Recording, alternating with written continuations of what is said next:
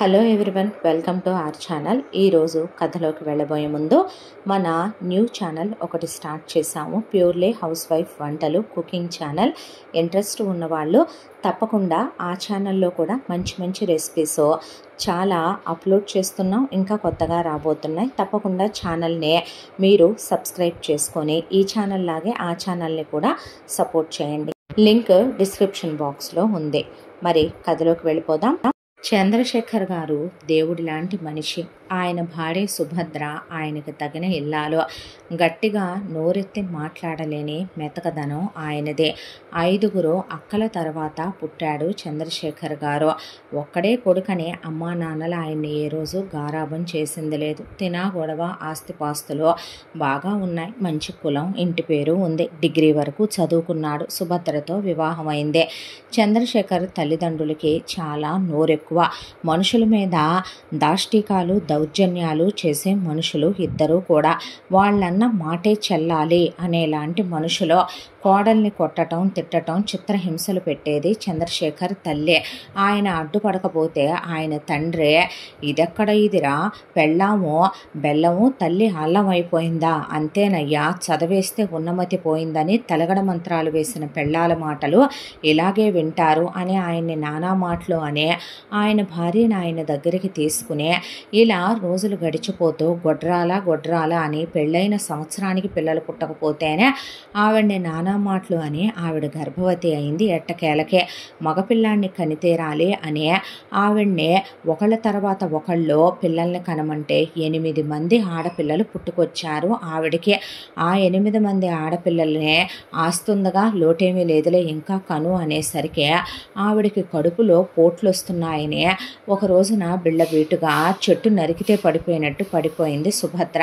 తీసుకెళ్లి హాస్పిటల్లో చేరిస్తే గర్భసంచి డ్యామేజ్ అయిపోయింది సార్, అసలు ఎన్ని డెలివరీలా అనేసరికి ఆయన గర్భసంచి తీసేయాలంటే తీసేయమన్నాడు. ఆవిడ అలాగైనా ఆ నరకం నుంచి తప్పుకుంటుందేమో, కడుపుతో ఉన్నాను అంట ఆలస్యం, దయా జాలి కనికరం ఉండదు. ఓ పుట్టింటికి పంపినా సుఖపడునేమో, అలా కూడా పంపే పని ఉండదు. కడుపుతో ఉన్న ఆడమనిషి చేత వెట్టి చాకిరీ చేయిస్తూ పోనీ కన్నపిల్లల్ని ఏమైనా తల్లి పట్టుకుంటుందా అంటే ఆ పిల్లల్ని పట్టుకోకపోను శనిగ్రహాలు పుట్టినాయి, దరిద్రాలు పుట్టినాయి అని నానా మాటలు అంటదే. అంతా దాంట్లో ఆయన అష్టలక్ష్ములు పుట్టారు అనుకున్నాడే కానీ మనం మన సుఖాలు, మన ఇష్టాలు వెనక ముందు ఆలోచించుకోకుండా, మనం మన ఆర్థిక పరిస్థితుల్ని అంచనా వేయకుండా పిల్లల్ని కనేసి వాళ్ళని నిందించడం తప్పు అనుకునే దంపతులు వాళ్ళు. అంతా దాంట్లో అమ్మా నాన్న ఆస్తి పెడతారులే అనుకుంటే ఒకసారి ఊరికి వెళ్ళొస్తాం తిరణాళ్ళకి అని చెప్పి ఆయన సిటీలో ఓ ప్రైవేట్ ఉద్యోగం చేసుకుంటున్నాడు. సరేనని వెళ్ళిన వాళ్ళు కాస్త ఉన్న యావదాస్తి మొత్తం 5 కూతుళ్ళకి రూపాయి కూడా కొడుకు పుంచకుండా వెళ్ళేటప్పుడు ఇంట్లో ఉన్న వెండి బంగారం, సుభద్ర మెళ్ళలో ఉన్న తాళి గొలుసు కూడా తీసుకెళ్ళి ఒక పుస్తి మాత్రం సుభద్ర మెళ్ళలో వదిలేసి మొత్తం కూతుళ్ళకి పెట్టేశారు. పెట్టిన తర్వాత తీరుబడిగా ఆయన దగ్గరకు వచ్చి నువ్వే మమ్మల్ని పోషించాలి, ఎవడు పోషిస్తాడనే పాటికి ఆయన గుండె పట్టుకొని కూర్చున్నాడు. పైగా ఆయన మీద పెత్తనం చేయటం, మమ్మల్ని హాస్పిటల్కి తీసుకెళ్ళంటాం, ఆవిడ్ని కొట్టడం, తిట్టడం, ఆ పిల్లల్ని కొట్టడం, రోజు ఆయన ఈ నరకాలు భరించలేకపోయేవాడు. అంతా దాంట్లో ఆయనకున్న ఒక చిన్న ప్రశాంతత ఆ సిటీలో ఎప్పుడో పెళ్ళైన కొత్తల్లో పిల్లలు పుట్టక ముందు ఆయన కొనుక్కున్న ఒక 3 గదుల పట్టు సొంత ఇల్లు. అంతకు మించి ఆయనకి ఏ సుఖం, ఏ సంతోషం లేదు. ₹1 వెనకేసుకోవటానికి లేదు. చివరికి భార్య మెళ్ళలో పసుపు తాడు కట్టుకొని, చేతికి మట్టి గాజులు, కాలికి వెండి మెట్లు పెట్టుకొని ఆయన్ని చేసుకున్నందుకేగా ఈ నరకాలనే ఒకవైపున ఆడపిల్లల్ని పోషించుకొచ్చేపాటికి ఆయనకి గుండె బరువెక్కిపోయే ఆయనకి ఆవిడకి రేపొద్దున ఆడపిల్లల పరిస్థితి ఏంటి, మగపిల్లలా ఆడపిల్లలా అని కాదు. అధిక సంతానాన్ని కన్నప్పుడు వీళ్ళు పెట్టుంటే గనక దర్జాగా ఒక్కో ఆడపిల్లకి 10 ఎకరాల పొలం ఇచ్చి పెళ్లి చేయొచ్చు. ఉన్న 100 ఎకరాల పొలాన్ని 5 కూతుళ్ళకి 5-20 సర్దేసి వచ్చింది. ఉన్న బంగారం శుభ్రంగా మొత్తం కూతుళ్ళకి పెట్టేసి వచ్చింది. ఇప్పుడు పైగా ఊళ్ళో వాళ్ళంతా పెద్ద మనుషులంతా చుట్టుపక్కల వాళ్ళంతా అంటే తల్లిదండ్రుల్ని ఆస్తిపాస్తుల కోసం చూస్తావా, తల్లిదండ్రులు నిన్ను 9 మాసాలు మోయిలా, మెమ్మ పాలివల, నెప్పులు బడి కల్లా అదేమన్నమాట అనకూడదులే, కానీ ఏదో ఆడపిల్లలో పరా ఇంటికి వెళ్ళారో కష్టం సుఖం పాపం చెప్పుకునేది ఉండదు, పుట్టింటికి వచ్చేది ఉండదు అనే దాంతో ఏదో పెడితే అంత రాలిపారో, మొత్తం ఒకళ్ళకే పెట్టారా అనే అమ్మా నాన్నల్ని చూడాల్సిన బాధ్యత కొడుకుదేనని, కూతుళ్ళు పరా ఇంటికి వెళ్ళారని అబ్బో ప్రతి ఒక్కళ్ళు చెప్పే మాటలు అనకూడదులే, కానీ మన దాకా రానంత వరకు ఎదుటోడు ఏం చేసినా సరే అది వాడి దృష్టిలో వ్యభిచారమే, మనం ఏం చేసినా మన ఇంట్లో అది శృంగారమే. అలా చెప్పేపాటికే ఆయనకి వీళ్ళని చూడక తప్పలేదు. ఆయన ఒకవైపున నలిగిపోతూ పొద్దున్నుంచి సాయంత్రం దాకా ఉద్యోగానికే వెళ్ళి సాయంకాలం వచ్చాక ట్యూషన్లే చెప్పుకొని ఆవిడ ఒకవైపున మిషన్లే కుట్టుకొని నానా నరకాలు పడుతూ నానా తంటాలు పడుతూ మధ్యలో అత్త కొడుతూ మామ తిడుతూ పిల్లల్ని పడేసి చావగొడుతూ పిల్లల్ని ఒకవైపున స్కూళ్ళకు పంపించి పిల్లలకు ఒకవైపున తలలకి నూనెలా ఒంటికి బట్టలా రుద్దుకునే సబ్బ అదే వాళ్ళకి పెద్ద విశేషం అయిపోయి రేషన్ బియ్యంలో మామూలు బియ్యం కలుపుకొని వీళ్ళు తింటూ అంతా దాంట్లో ముసలమ్మ ముసలాయని పొద్దున్న 2 కూరలు సాయంత్రం 2 కూరలు వండాలి. సుభద్ర పాపం చంద్రశేఖర్కి కాస్తైనా తగ్గించినట్టు ఉంటదే బరువు అనే దాంతో ఆవిడ చుట్టుపక్కల ఖాళీ జాగా ఉంటే కాస్త కూరగాయ పాదులు పళ్ళ మొక్కలు అరటి మొక్కలు అవి ఇవి పడేసే కాస్తలో కాస్త ఆయనకు ఆవిడ ఊరట కలిగించేదే. నాన్ వెజ్ తెస్తే కిలో కూర ఇద్దరు కూర్చొని తింటారు, సట్టి అడుగు కూడా మిగలదు. మళ్ళీ వారానికి ఖచ్చితంగా ఒకరోజు చేప ఉండాలి, ఒకరోజు రొయ్య ఉండాలి, ఒకరోజు గుడ్డు ఉండాలి, ఒకరోజు మటన్ ఉండాలి, ఒకరోజు చికెన్ ఉండాలి. లేదంటే ఆమెను సాగు కొట్టి చెవులు మూస్తారు. మిగతా 2 రోజులు ఎండు రొయ్యలు ఎండు చేపలు వండాలి. లేదంటే ఆవిడ చచ్చిందన్నమాటే. ఆవిడనే మాటలు ఆయన వినలేక చెవులు కూడా మూసేసుకునేవాడు. అలా హింసలు పెట్టి ఎప్పుడు పోతారో కానీ పీడ వదిలిపోతే పడలేకపోతున్నాను దేవుడనేవాడే ఉంటే గనక అమ్మా నాన్నల చావు ఏ కొడుకు కోరుకోకూడదేమో, నేను భరించలేని నరకం అయిపోతాను తండ్రి, తీసుకెళ్ళిపో అనేసేవాడు ఆయన. అనేసేపాటికే ఏమో దేవుడు ఆలకిచ్చాడో ఏమో కానీ చంద్రశేఖరు నాన్న ఒక రోజున రోడ్డు మీద వస్తూ యాక్సిడెంట్ అయిపోతే ఆ వచ్చిన ఎల్ఐసి డబ్బులు కూడా వాళ్ళమ్మ చెల్లెళ్ళకి పంచి పంపించే అంత్యక్రియలు దినదివసాలని ఆయన మీదే వదిలేసింది. ఆ తర్వాత ఇక నేను కూతుళ్ళ దగ్గరికి వెళ్ళొస్తున్నాను అని చెప్పి ఇంట్లో ఉన్నయ్యే అయ్యి ఇయ్యి వండమని ఆవిడ చేత వండించుకొని వెళ్ళింది. కాస్త యాక్సిడెంట్ అయ్యి ఢామ్మును రోడ్డు మీదే పోయిందే. నా ఒంటి మీద ఉన్న నగలు కూడా మీరే తీసుకొని నా ఎల్ఐసీలకు మిమ్మల్ని నామీనిగా పెట్టాననే చెప్పి మరీ చచ్చింది. అత్త ఆయనకు అసహ్యం వేసి తలకొరివి పెట్టి దినదివసాలు కూడా చేయలేదు. ఈసారి ఆయన గుండె మండిపోయి ఆ తర్వాత ఇక చూస్తే ఆడపిల్లలు వయసుకొచ్చున్నారు. గవర్నమెంట్ స్కూల్లోనే చదువుకున్న పెద్దమ్మాయి అప్పటికే 18 ఏళ్ల వయసు, ఇంటర్మీడియట్ అయిపోయింది. 8 మంది ఆడపిల్లలకి పెళ్లిళ్ళు చేయటం అంటే చిన్న విషయమా? అలాగని వయసుకొచ్చిన ఆడపిల్లల్ని ఇంట్లో ఉంచుకుంటే ఈ రోజు ఉన్న పరిస్థితుల ప్రకారం ఆడపిల్లలు సిటీలో పుట్టి పెరుగుతున్నారు, బయట మగవెదవలా సరిగ్గా లేరు. పైగా ఆడపిల్లలు చూడటానికి చక్కగా పుత్తడి బొమ్మల్లాగా ఉంటారు. 8 మంది ఆయన ఆవిడ పుటకలో చక్కగా అమ్మా నాన్న ఉండేసరికి పిల్లలు కూడా ఎంతో కళగా ఉంటారు.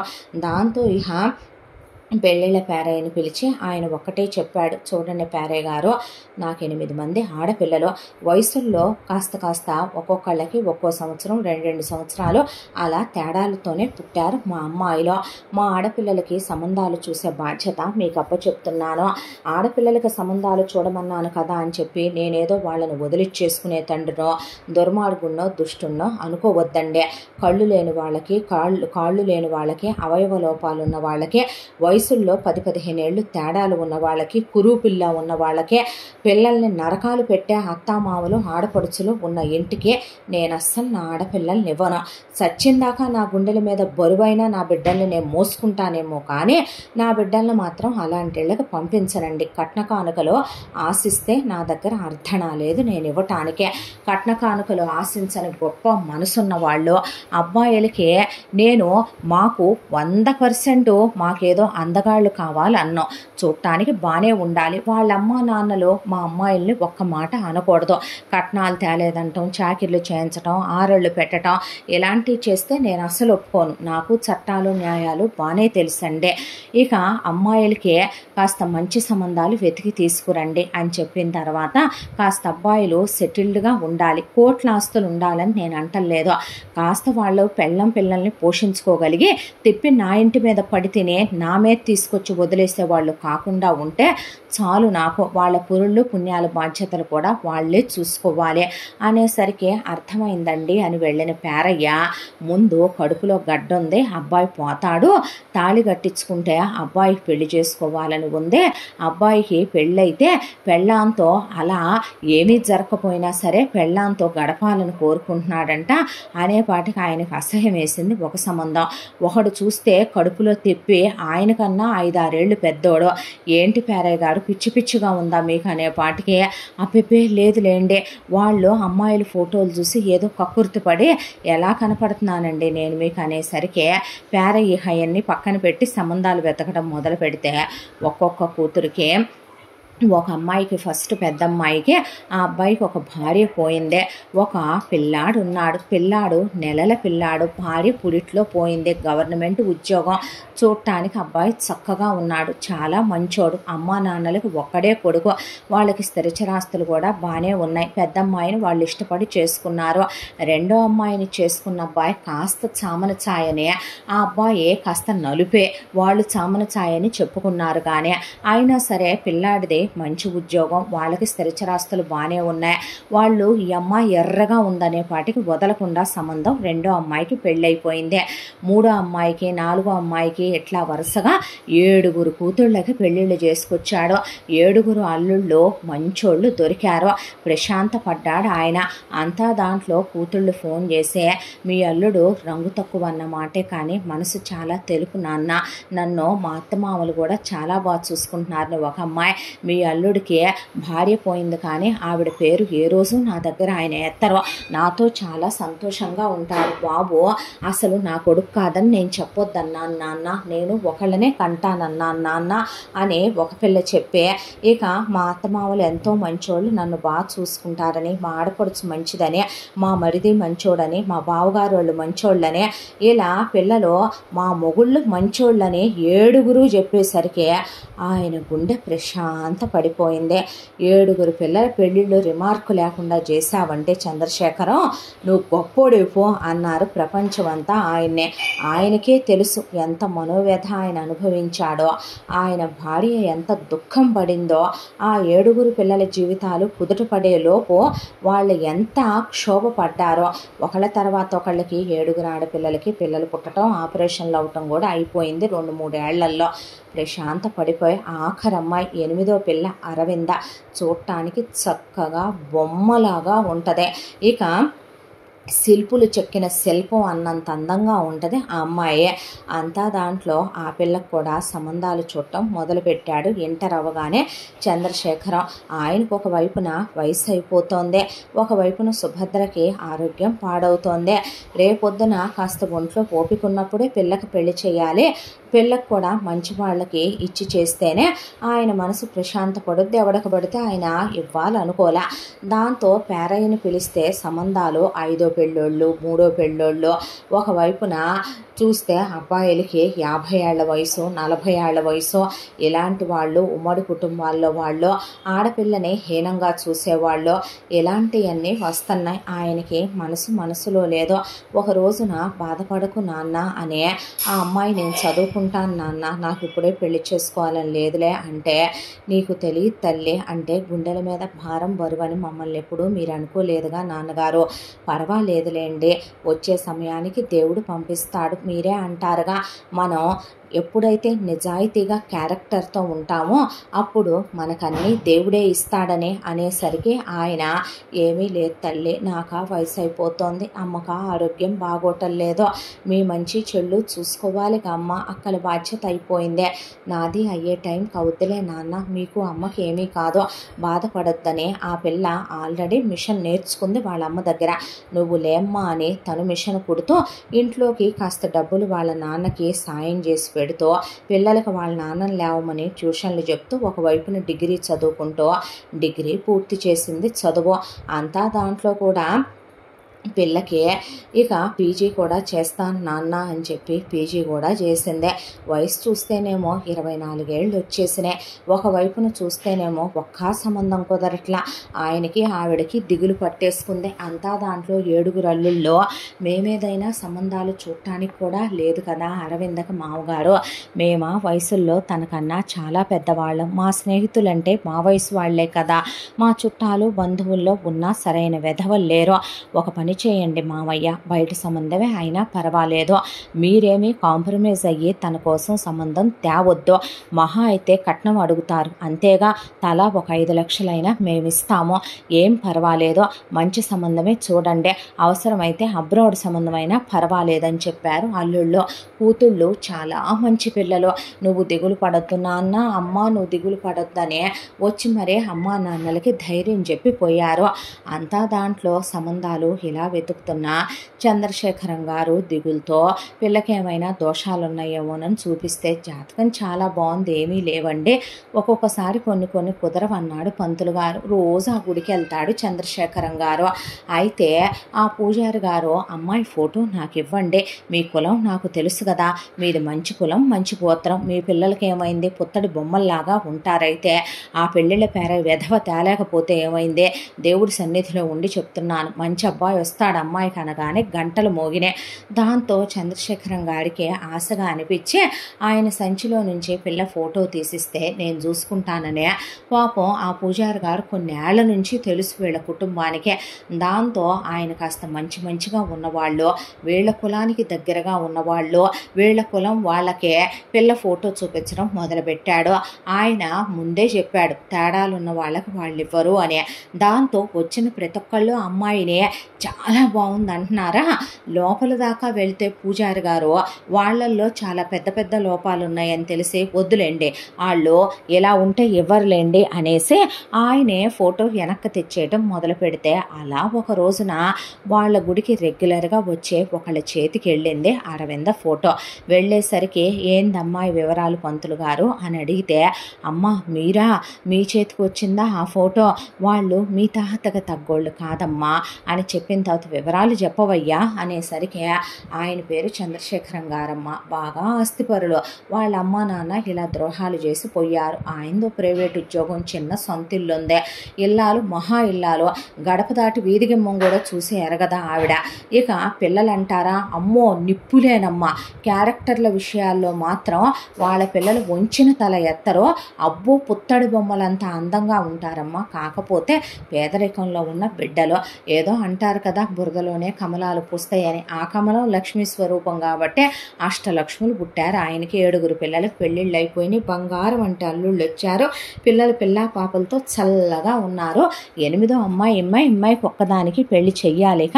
వాళ్ళ అమ్మ నాన్న చేసిన ద్రోహానికి ఆయన బాధపడే ఆయనకి కాస్త వయసు అయిపోయి ఆరోగ్యం పాడైపోయింది, ఆవిడకి కాస్త ఆరోగ్యం కుంగిందమ్మా అనేపాటికి ఇటీ అమ్మాయి వివరాలని చెప్పి తీసుకుంటే మీకా అమ్మ ఏ వాళ్ళ ఇంట్లో ఆడపిల్ల ఉన్నప్పుడు మా ఇంట్లో మేము మా అబ్బాయి ఉన్నప్పుడు చేసుకోకూడదా ఏంటి, ఏమైంది చేసుకుంటే తప్పేంటంట అంటే మీలాంటి వాళ్ళు చేసుకుంటారంటే తప్పే ఉందిలేండి అమ్మ అన్న తర్వాత ముందు అసలు అమ్మాయి ఉందో లేదో వేరే వాళ్ళకి మాటిచ్చారో అని వీళ్ళు కబురు పెడితే అమ్మాయికి ఇంకా ఏ సంబంధం కుదరలేదని ఉందని తెలిసి అవతల ఆవిడ సరే మేమే వెళ్ళి మాట్లాడతామని తన 3 కూతుళ్ళని వెంట పెట్టుకొని డైరెక్ట్గా చంద్రశేఖరం వాళ్ళ ఇంటికి వెళ్ళింది. వెళ్ళిన ఆవిడ చంద్రశేఖరం అంటే ఎవరెక్కడా అనేపాటికి నేనేనమ్మా అంటే అని వచ్చి కుర్చీలో కూర్చొని అదే గుళ్ళో పంతులున్నాడు కదా మీ 8వ అమ్మాయికి పెళ్లి సంబంధాల కోసం ఎత్తుకుంటున్నావంటగా, నువ్వు కట్న కానుకలేవే ఇవ్వలేవని తెలిసిందిలే కానీ మా అబ్బాయి ఉన్నాడు, ఆడి పెళ్ళాం చచ్చింది అదేలే పోయింది, మా వాడికి ఇచ్చి చేస్తారేమో మీ కూతుర్ని అడుగుదామని వచ్చా, ఏమంటావు, నువ్వెటు కట్న కానుకలు ఇవ్వలేవుగా ఇంకేమంటావులే అనేపాటికి అసలు ఆవిడ మాట్లాడే తీరు, ఆవిడ వివరం, ఆవిడ పద్ధతి అసలు వీళ్ళకి ఏమాత్రం నచ్చలేదు. ఆవిడ్ని కింద నుంచి పైకి చూస్తుంటే, ముత్తైదు కాదేందని చూస్తున్నావా, మగాళ్ళు రాలేదేందని చూస్తున్నావా, మగాళ్ళు లేళ్లే, పోయాడు మా ఆయన, నేను ఎదవరాలనేలే అనే వాటికి అసలు ఆ మాట ఏంటో ఆ మనిషి ఏంటో వాళ్ళకి చాలా చిరాగ్గా అనిపించేసింది. ఆ తర్వాత మీరేమీ తప్పుగా అనుకోకండి, మా అమ్మ పెద్దగా చదువుకోలేదు, కాస్త పల్లెటూరులో పుట్టి పెరిగిన మనిషి, నువ్వు ఆగమ్మా అని చెప్పిన తర్వాత మా నాన్నగారు ఈ పక్క ఊర్లోనే ఉండేటటువంటి జమీన్కి జమీందారండి. మాకు కోట్ల రూపాయల ఆస్తులు, పొలాలు, ఇళ్ళు, స్థలాలు, బోలెడన్ని వ్యాపారాలు, కోట్ల రూపాయల నగదు, బంగారం, బోల్డన్ని ఆభరణాలు, పెద్ద పెద్ద ప్యాలెస్లు అన్నీ ఉన్నాయి. ఇక మా నాన్నగారి పేరు రఘునాథ వర్మ గారు, మా అమ్మ పేరు భాగ్యం అండి. మా నాన్నగారు రీసెంట్గానే కొన్నాళ్ల క్రితం కాలం చేశారు.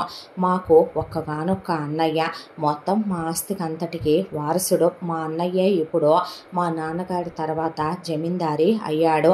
ఇక మా అన్నయ్య విషయం అంటారా, నిజంగా చాలా మంచోడు, బీటెక్ వరకు చదువుకున్నాడు, చూడటానికి చాలా అందంగా ఉంటాడు. మా అన్నయ్య తర్వాత మా అమ్మకు మేము ముగ్గురు కూతుళ్ళం.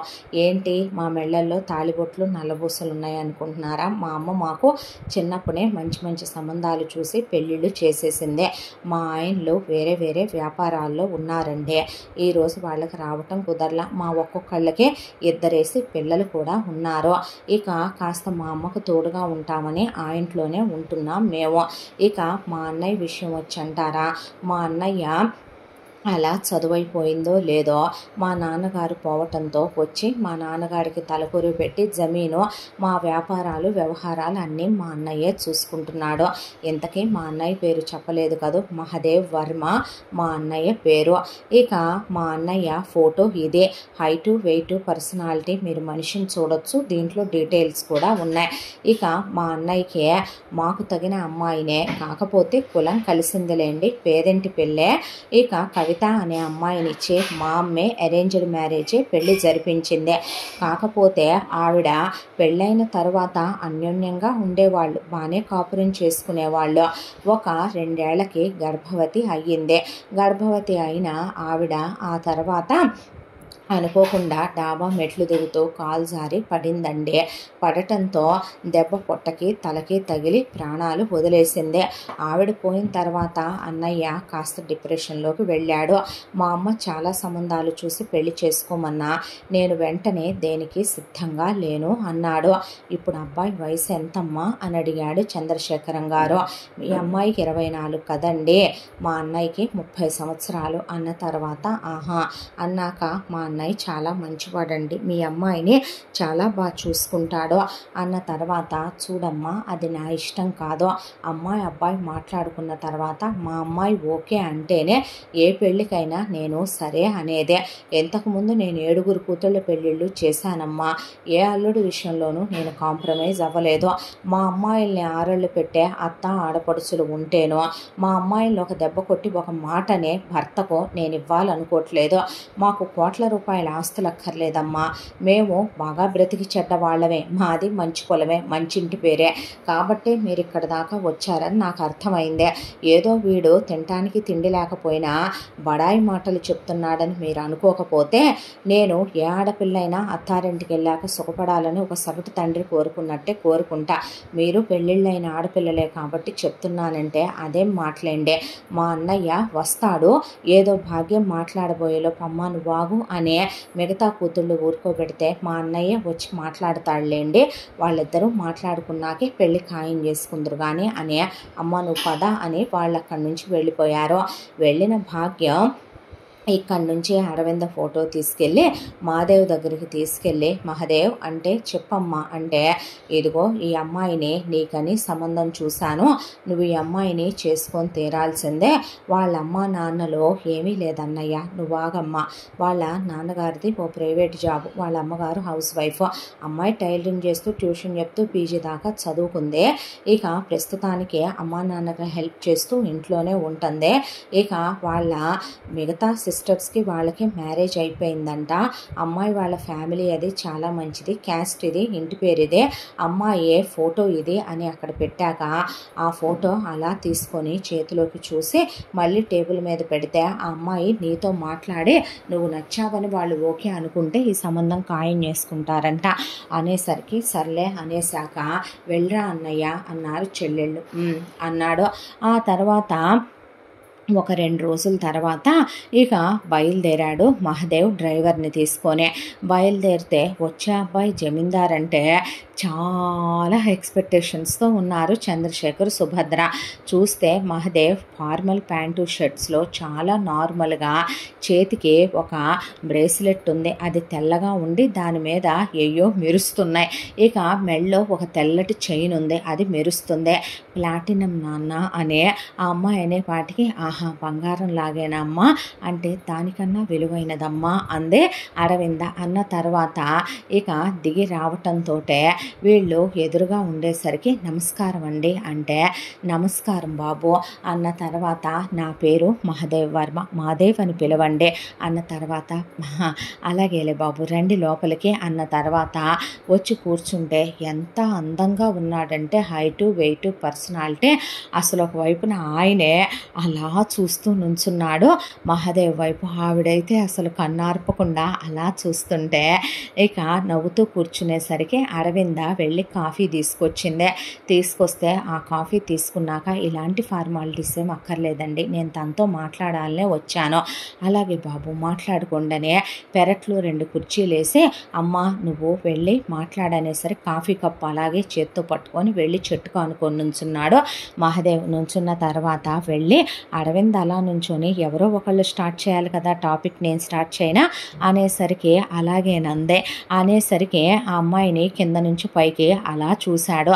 ఎంతో అందంగా ఉందనిపించింది ఆ అమ్మాయి తనకే, ఆ అబ్బాయి ఎంతో బాగున్నాడు అనిపించాడు ఆ అమ్మాయికి.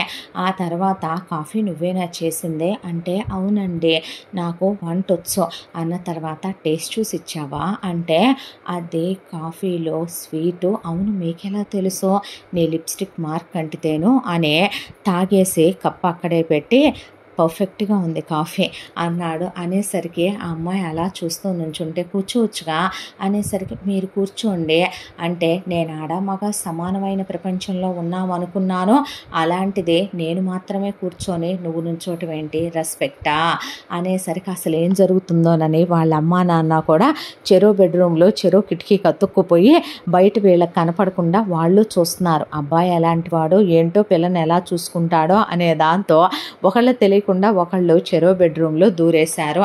దాంతో ఇవన్నీ విని సుభద్ర సిగ్గుపడుతుంటే చంద్రశేఖర్ గారు మాత్రం కళ్ళజోడు సరి చేసుకొని చూస్తున్నాడు. ఎంత దాంట్లో ఆ అమ్మాయిని కూర్చో నో మోర్ ఫార్మాలిటీస్ అంటే కూర్చుంది. కూర్చున్న తర్వాత చెప్పు నీ గురించి అన్న తర్వాత నా పేరు అరవింద, అది నాకు తెలుసు, ఇక హైటు వెయిట్లు కూడా చెప్పబాకు మరి నవ్వు వస్తుంది చూస్తే అర్థమవుతుంది అన్నాక నేను గవర్నమెంట్ స్కూల్లోనే చదువుకున్నానండి, ఇక ఆ తర్వాత గవర్నమెంట్ కాలేజ్లోనే చదివాను, పీజీ వరకు కంప్లీట్ అయిపోయిందండి, నాకు టైలరింగ్ వచ్చు, ఎంబ్రాయిడరీ కూడా వచ్చు, పిల్లలకి ట్యూషన్లు చెప్తూ ఉంటాను, ఇంట్లోనే నాన్నగారికి అమ్మకి హెల్ప్గా ఉంటాను. ఇక మా నాన్నగారి విషయం దగ్గరకు వస్తే మా నాన్నగారు చాలా మంచివారు, అమ్మ ఇంకా మంచిదే, మాకు సహనం ఓర్పు మంచితనాలే నేర్పించి పెంచారు. నాకు సిబ్లింగ్స్ ఎంతమంది నీకు 7 అక్కలండి అనేపాటికి నవ్వాడు. నవ్వేసరికి అంటే మా నానమ్మ మగపిల్లాడు పుట్టేంత వరకు వారసుడు కావాలని కొంచెం మా నానమ్మ డామినేషన్ లేండి, అంటే పాత సినిమాల్లో అత్తగారు ఉంటారు కదా అలా ఉంటుంది. దాంతో మా అమ్మ మీద మా నాన్న మీద పెత్తనం చేసి మాకు బాగానే ఉండేవండి ప్రాపర్టీలో, మా అత్తయ్యలకి మొత్తం రాసేసింది. ఆ తర్వాత మా నాన్నమ్మ తాతయ్య చనిపోయిందాక మా నాన్నగారే వాళ్ళ బాధ్యతలు కూడా చూసుకున్నారండి. తర్వాత వాళ్ళు పోయారు, అక్కలకి పెళ్ళిళ్ళు అయిపోయినాయి, బావ వాళ్ళు చాలా మంచి వాళ్ళు, అక్కలకి పిల్లలు కూడాను చాలా హ్యాపీగా ఉన్నారు. నాకే వెంటనే సంబంధాలు కుదరలేదు, మంచి వాళ్ళకి తప్ప నాన్న ఇవ్వనన్నారు. అవును విన్నాను నేను, అన్నీ పర్ఫెక్ట్గా ఉండి నువ్వు ఓకే అంటేనే చేస్తానన్నారంటగా, నేనే కాదని కాదండి. నాన్న ఎవరి విషయంలో అయినా అలాగే డెసిషన్ తీసుకుంటారు. మాకేమీ కోట్లు లక్షలు కావాలనుకోరండి. ఆడపిల్లల్ని కొట్టకుండా తిట్టకుండా ప్రేమగా చూసుకునే అత్తారింటికి పంపిస్తే అమ్మా నాన్నలకి హాయిగా ఉంటుంది మనసు అనుకుంటారు ఆయన అని చెప్పిన తర్వాత, నువ్వెవరినైనా ప్రేమించావా? నీ మనసులో ఎవరైనా ఉన్నారా? అలాంటిది ఏమైనా ఉంటే నాకు ముందే చెప్పు, తర్వాత మనకు మాట తేడా రాకూడదంటే, అయ్యో ఇందులో దాయాల్సినంత అవసరం ఏముందండి, నాకే కాదు మా అక్కలకు కూడా అలాంటివి ఏవీ లేవు. ఇక నా విషయం దగ్గరకు వస్తే, ఎవరినైనా ఇష్టపడితే మా 8 మంది అక్క చెల్లెళ్ళని చెప్పుకునేంత ఫ్రీడమ్ మా అమ్మ నాన్నల దగ్గర మాకుందండి. కానీ అలాంటి వ్యవహారాల్లోకి వెళ్ళే అలవాటే మాకు లేదు. నిజానికి చాలామంది అబ్బాయిలు చూడటము అయింది, చెప్పటము అయిందే, కానీ మా అమ్మ నాన్నలు మమ్మల్ని అలా పెంచలేదు. మా నాన్నగారు చూపించిన వాళ్ళని చెప్పిన సంబంధాన్నే మేము అన్ని విధాలా కరెక్ట్ అనుకునే ఒక అబ్బాయితో మాట్లాడి సరే అనుకుని నచ్చితే పెళ్లి చేసుకోవటమే తప్ప మేము ఈ ప్రేమాయణాలు లాంటి వాటిల్లోకి ఎప్పుడూ వెళ్ళలేదు. నా లైఫ్లో ఎవరూ లేరండి అనేసిన తర్వాత, సో ఇప్పుడు నేనే నా గురించి చెప్పాలి మీ నాన్నగారు అన్నట్టుగా అంటే, ఆ అమ్మాయి అలా కూర్చునేసరికి, సరే నా గురించే మాట్లాడుకుందాం అరవింద అన్న తర్వాత, నా పేరు మహదేవ్ వర్మ, మా నాన్నగారి పేరు రఘునాథ వర్మ, మా అమ్మ నిన్న నువ్వు చూసే ఉంటావు భాగ్యం, నాకు 3 చెల్లెళ్ళు. ఇక నా విషయం దగ్గరకు వచ్చేపాటికి నాన్నగారు నేనంటే నా గురించి ఏం చెప్పారు నీకు అన్నాడు చెప్పబోతో. అనేసరికి, అంటే మీరే ఇప్పుడు జమీందారీ అంతా చూస్తున్నారు జమీందారు గారు అని చెప్పారండి అంటే పక్కా నవ్వాడు. ఆ తర్వాత మీకు చాలా ఆస్తులు ఉన్నాయి, వ్యాపారాలు ఉన్నాయి, మీరు చదువుకున్నారు, అందంగా ఉంటారు, మంచి వారు, మీకంతకు ముందు ఒక పెళ్ళై మీ భార్య గారు పోయారని, ప్రెగ్నెంట్గా ఉండగా ఏదో మెట్ల మించి కాలు జారిపోయారని చెప్పారండి. అన్న తర్వాత, నువ్వేమీ అంత టెన్షన్ పడాల్సిన అవసరం లేదు విందా, నేను ఉన్నది ఉన్నట్టే చెప్తున్నాను. మా నాన్నగారికి నేనంటే చిన్నప్పటి నుంచి చాలా ఇష్టం. ఒక రకంగా నన్ను చాలా గారాబం చేసేవారు ఆయన. అంతలోనే నన్ను అంతా క్రమశిక్షణగా కూడా పెంచేవారు. కూర్చోబెట్టి నాకు మంచి చెడు అన్నిటి గురించి విశ్లేషిస్తూ చెప్తూ పెంచుకొచ్చారు మా నాన్న. చిన్నప్పటి నుంచే అమ్మ ఎందుకో ఎవరిలో కలవదు, అది తన తత్వం. ఆవిడ ధోరణి ఎంతసేపో ఆవిడేంటో, ఆవిడ ధోరణి ఏంటో, ఆవిడది ఒక ప్రపంచంగా ఉంటుంది. ఇక నా చెల్లెళ్ళు 3, ఆ తర్వాత వాళ్ళ చదువులు వాళ్ళు, మాదేమి గోరింటాకులాగో రక్త సంబంధంలాగో ఉండే అన్నా చెల్లెళ్ళ బాండింగ్ కాదు. మొదటి నుంచి వాళ్ళ 3 వేరు ప్రపంచాలు, నాది వేరు ప్రపంచం. ఏ రోజు ఓవర్ క్లోజ్గా మేము ఎప్పుడూ ఉన్నది లేదో. ఇక నా 10th క్లాస్ వరకు నేను నాన్నగారితో ఎక్కువ చనువుగా ఉండేవాడినే. 10th క్లాస్ తర్వాత నాన్నగారే నన్ను చాలా పెద్ద హాస్టల్లో వేశారు. హాస్టల్లో వేశారు అనటం కన్నా చాలా ప్రొటెక్టివ్గా ఉండే, మా రేంజు మా స్టేటస్కి తగిన వాళ్ళకి వేశారు. Highly security hostel. బయటికి వెళ్ళాలన్నా కూడా మాకు స్పెషల్గా వెహికల్స్ వచ్చి మాతో పాటు సెక్యూరిటీలు ఇళ్ళ దగ్గర నుంచి వచ్చేవే. ఫ్రెండ్స్తో వెళ్ళిన అందరూ ఓ రేంజ్లో ఉన్న వాళ్ళమే ఉండేవాళ్ళం. దాంతో పెద్దగా బయట ప్రపంచం అప్పట్లో ఏమీ తెలిసేది కాదు. కాకపోతే నా వరకు నాకు మాత్రం మా నాన్నగారిలాగా రాచరికాలు, జమీందారులు, జమీన్లో అంటే నువ్వు అనుకొని ఉంటావు కదా ఏంటి ఇలా డ్రెస్సింగ్ చేసుకుని వచ్చాడనే. నాన్న అలా ఏమీ ఉండరు. నాన్న ఆ రోజుల్లో లాగానే పట్టు వస్త్రాలు అవి ధరించి తలపాగా పెట్టుకుని చేతికర్ర ఒళ్ళంతా బంగారంతో ఆయన దర్జాగానే ఉంటారు. కానీ ఈ జనరేషన్లో పుట్టిన నాకు అలాంటివన్నీ నచ్చవు. అందుకే సింపుల్గా ఈ ప్లాటినం హ్యాండ్ చైను, అలాగే నెక్ చైను, అలాగే ఇది మాత్రం కంపల్సరీగా ఉంచుకున్నాను అని జమీందారీ రింగు చూపించాడు. ఇదే మా తరతరాల కాలం నుంచి వస్తుంది. దీన్ని పెట్టుకోవాలి, ఏదో చూపించాలి మా గొప్ప అని కాదులే, కానీ మా నాన్నగారి వేలుకుండే రింగ్ ఇది. వారసత్వంగా ఇవొక్కటే ఆయన జ్ఞాపకంగా పెట్టుకున్నాను. ఇక ఆ తర్వాత నా చదువు అంతా కూడా ఇంటరు, బీటెక్ కంప్లీట్ అయిపోయినాయి. అలాగా కంప్లీట్ అయిపోయిన తర్వాత నేను అసలు అబ్రాడ్ వెళ్ళిపోవాలనుకున్నాను, పై చదువులు చదువుకోవాలనుకున్నాను. ఆ తర్వాత నేను ఇక్కడికి రావాలనుకున్నాను. ఎన్నో డ్రీమ్స్, ఫ్రెండ్స్ అందరూ వెళ్తున్నారు, నేను వెళ్ళాలనుకున్న టైంలో అలా నా బీటెక్ ఫైనల్ ఇయర్ అయిపోయిందో లేదో ఒక రోజున నాన్నకి చాలా సీరియస్గా ఉందని ఫోన్ వచ్చింది. నేను వచ్చేసరికి ఆయన చనిపోయారు. ఆయన ఆఖరి క్షణాల్లో ఆయన పక్కన లేకపోయానే అని చాలా బాధపడ్డాను నేను. ఆ తర్వాత ఆయన అంత్యక్రియలు అయిపోయినాయి. చుట్టాలు, బంధువులు, లాయర్లు అందరూ వచ్చారు. బాబు, నాన్నగారు ఆయన తదనంతరం ఆస్తంతా మీ పేరు మీదే రాశారు బాబు, బాధ్యతలన్నీ మీ పేరు మీదే ఉన్నాయి, అన్ని వ్యాపారాలు మీరే చూసుకోవాలి, నాన్నగారి ఆఖరి కోరిక అదే అని చెప్పారు. నాన్నగారు డాక్యుమెంట్స్తో పాటు ఆయన బాగున్నప్పుడే కొన్ని లెటర్స్ రాసి ఒకవేళ నాకేమైనా అయితే ఆయన కొడుక్కి ఇమ్మన్నారంట. అందులో ఆయన నన్ను ఎంత ప్రేమిస్తున్నారో ఈ జమీన్ అంతా ఆయన తర్వాత నేనే చూసుకోవాలనే, ఈ వ్యాపారాల్లో మమ్మల్ని నమ్ముకొని చాలామంది కార్మికులు పనిచేస్తున్నారనే, మమ్మల్ని నమ్ముకొని పొలాల్లో చాలామంది కూలీలుగా పనిచేసుకుంటున్నారని, వాళ్ళందరికీ జీవనాధారం మేమేనని, నన్ను ఇవన్నీ అమ్మేసి ఎక్కడికి వెళ్ళొద్దని, ఇక్కడే ఉండమని, నన్నే అన్నీ చూసుకోమని ఆయన తర్వాత ఆయన వారసుడుగా ప్రకటిస్తూ అన్నీ రాసి వెళ్ళారు. ఆ తర్వాత మా చుట్టాలు, బంధువులు కూడా నాన్నగారి పేరు నిలబెట్టాలయ్యా నువ్వని చెప్తే ఇంకా ఎక్కడికి వెళ్లకుండా అక్కడే ఉండిపోయి అలా నా డ్రీమ్స్ అన్నీ అటకెక్కేసినాయి. ఏదో వచ్చానో లేదో నా చుట్టాలు, బంధువులు, చుట్టుపక్కల వాళ్ళు నాకు జమీన్ ఇచ్చామంటారు, నా మాటే వింటామంటారు, ఏ చిన్న ప్రాబ్లం వచ్చినా మా ఇంటి దగ్గరకు వచ్చి తీర్పు చెప్పమంటారు. పెద్ద పెద్ద ఎమ్మెల్యేలు, ఎంపీలు, మంత్రులు, బిజినెస్లో ఉన్న మిగతా వాళ్ళు అందరూ వచ్చే చాలా ఆప్యాయంగా పలకరించి వెళుతూ ఉంటారు. నాన్నగారి గురించి అది ఇది అని చెప్తూ ఉంటారు. లేని పెద్దరికాలని నాకు అంటకట్టేశారు. ప్రపంచం కోసం, జనం కోసం నన్ను నేను మార్చుకుంటూ పోతే, నేను ఒక క్షత్రియపుత్రుడి సినిమాలో శివాజీ గణేశన్ పోతే కమల్ హాసన్ లాగా నేను తిప్పి మళ్ళీ నాన్నలాగా డ్రెస్అప్ అయిపోయి మీసాలు పెంచేసి నేను ఉండలేను. నాకు అలా ఉండటం ఇష్టం లేదు. నా వయసు ఎంతనే, వయసుకు మించిన భారాలు ఇప్పటికే తీసుకునే ఇంకా ఏం చేయాలి. దాంతోనే సరే వాళ్ళందరికీ మా ఫ్యామిలీ తరపు నుంచి నీడుందే, మా బిజినెస్ నేను చూసుకోవాలి అనే దాంతో ఇక్కడే ఉండిపోయినా నేను ఇలా ఫార్మల్స్లోనే సింపుల్గానే ఉంటాను. ఇక నా విషయం దగ్గరకు వచ్చేపాటికి నాకు లైఫ్లో కొన్ని పర్టికులారిటీలు ఉన్నాయి.